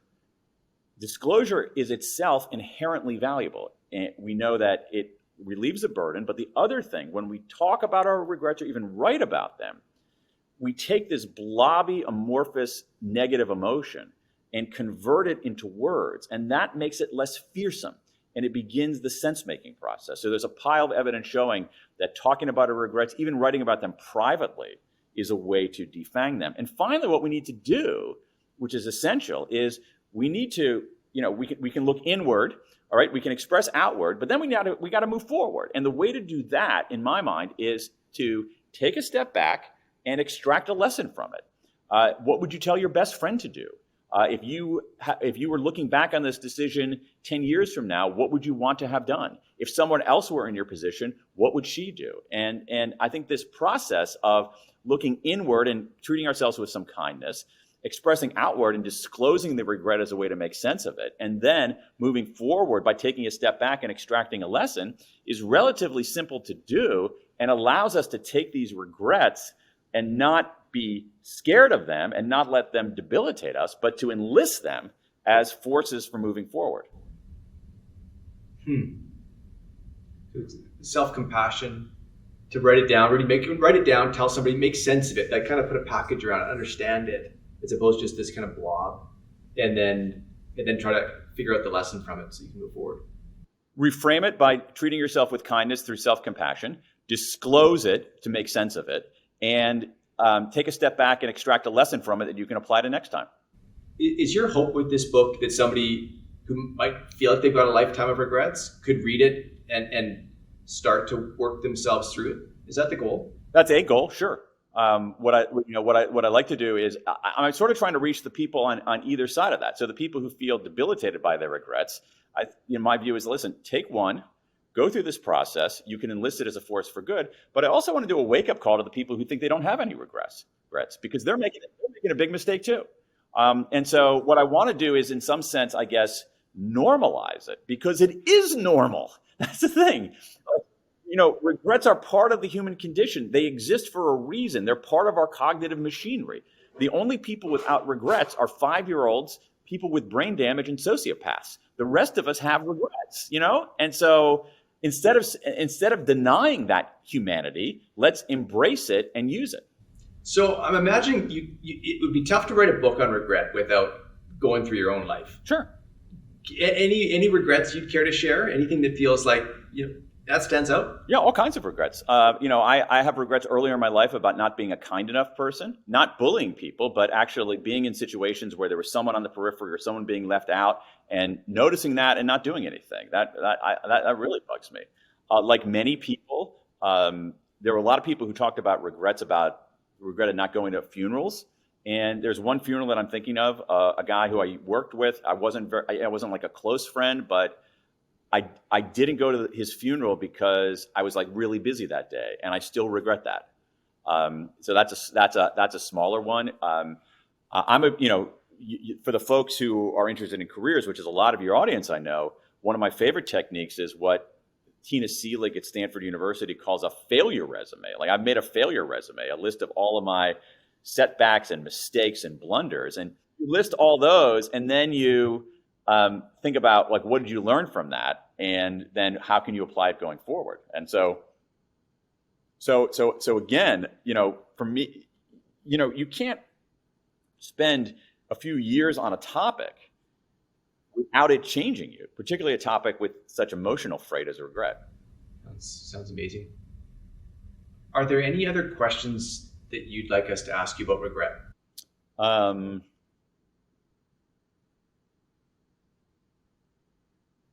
No, I don't think so. I've got a few other questions I want to get to. Lay it on me, yeah. The main thing on the regret, I think that the most interesting thing for readers are these 4 core regrets. Yeah. And we talked a lot about that, so I think that's good. Yeah, no, it's great. If we could insert at the end of a video, what would be your reason for someone just to pick up the book? Like, why would I want to walk into a bookstore, just open up Amazon and order this book? Because I think it's going to allow you to understand your most misunderstood emotion. I think you're going to see regret in a new light and not be scared of it, but instead realize that regret gives you the clues to lead a life of success and meaning and contribution. So take yourself back to being 20 years old, Dan. what advice would you give yourself? I know I won't ask how many years that's rewinding the clock. For me, it's getting quite far back there. It's 6 for me. What advice would you give yourself? What advice would I give myself? Well, here's the thing. It's an interesting question because I think 20-year-old me would not have listened to any advice because 20-year-old me thought he had it all figured out. But if I could somehow penetrate that thick skull, I would say to him, don't think you have to have it all planned out. So mellow out a little bit. Don't worry at all about what other people think. They're not thinking about you. And the most important thing that you can do is just try to make a contribution. Probably a lot of 20-year-olds hearing that who are thinking, I'm trying to come up with the one thing. I gotta pick the major. I gotta pick the career. Yeah. And I totally understand that. I totally understand that, and I empathize with that. But many of these decisions are less monumental than that. There's kind of a focusing illusion that when we're making a decision, we think that that's the most important decision there is. And so for me, I think a tool is to make decisions for fundamental reasons rather than instrumental reasons, which goes to what you were talking about before about careers as a line. That if we make decisions, if I decide I'm going to major in this because it's going to lead to that, which is going to lead to that, which is going to lead to that, I think that's a bad idea because I think it's a bad bet because you have no idea where it's going to lead. If you major in something because you like it, because it's interesting, because you find it compelling, major in that because you're going to learn a lot, you're going to do really well, and you have no idea where it's going to lead. And so, the reason that I like making decisions for fundamental reasons rather than instrumental reasons is not because I have this noble view of the world. It's that instrumental reasons don't work because the world is so complicated. So you're better off just making decisions for fundamental reasons, doing things you care about that are meaningful and that contribute, and being alert to opportunity along the way, recognizing that, as you said earlier, that the path is not a path, it's the opposite of a line. It's a messy, three-dimensional squiggle. Yeah, but it's almost that idea you brought up earlier around, like, if it sticks on the list. I mean, you've probably got a lot of ideas, you're bouncing these around, you're confused, you don't know what it is, but put it on a list, and if it sticks there, there's probably a reason why it's stuck on the list. Yeah. You fell in love with it. Yeah. All those things that might feel like, I'm going to keep doing that. Yeah. The other thing that I'd say to younger people is that, like, sometimes we have the sequence wrong. We think, okay, I'm going to figure out what I'm going to do and then do it. But what I found in my own life, and I think the lives of others, is that sequence is off. That actually the way to figure out what you want to do is to do stuff. So the doing actually leads to the figuring out rather than the other way around. Fascinating. So that's the advice you give yourself. What was the best advice somebody ever gave you?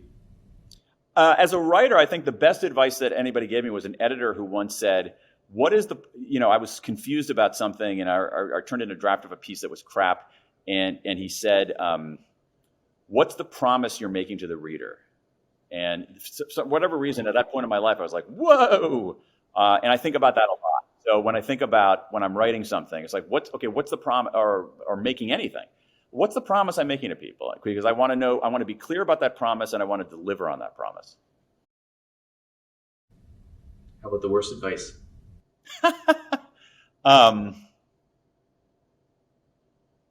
You have to go to law school because you need something to fall back on. I'm sure that it hits a lot of people in the gut hearing that. What's the legacy you hope to leave behind, Dan? Oh, I mean, at some level is that, I want to have people in my life who I love and who love me. That's the most important thing, truly. I don't know if I would have said that, Tyler, 25 years ago, but it seems clear as a freaking bell right now. And the other thing in terms of the work is that, I want people to say, hey, I read that dude's book and you know what? I saw the world a little differently and I did one thing a little differently that made my life better. That's enough for me.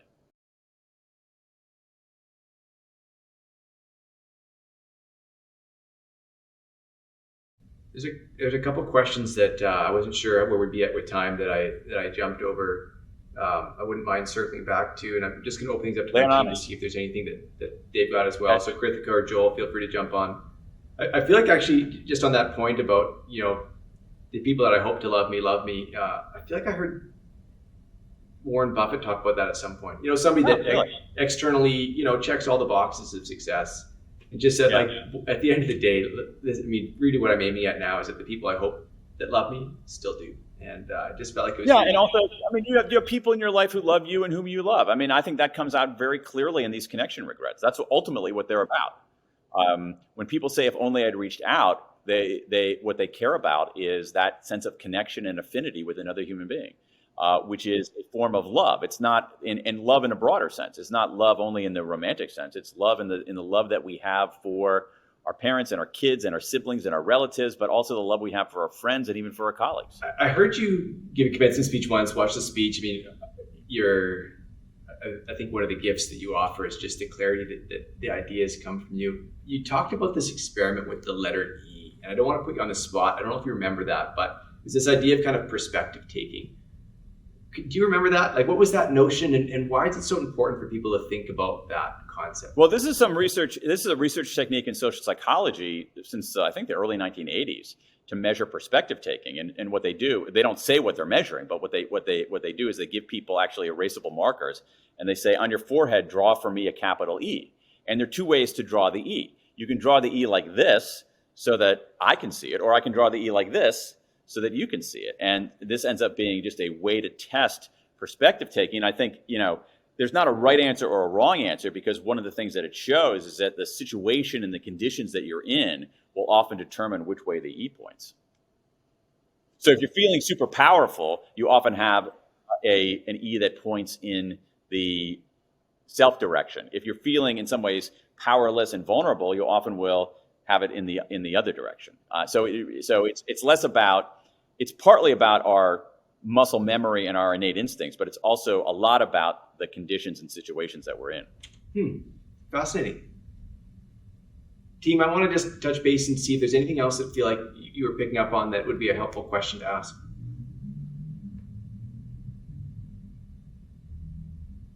I'd love to hear a little more on drive and non-motivation. I know, it's such a seductive topic, such a fascinating topic. It is. And obviously the focus is regards to this interview, but maybe you could talk a little bit about, I think it was called Motivation 3.0. Is that what it's called? Yeah. Yeah, but what, like, how do you what is Motivation 3.0? Yeah, if you take us back, I mean, the 101 of motivation, what was 1.0, 2.0, 3.0? Like, what should we understand here?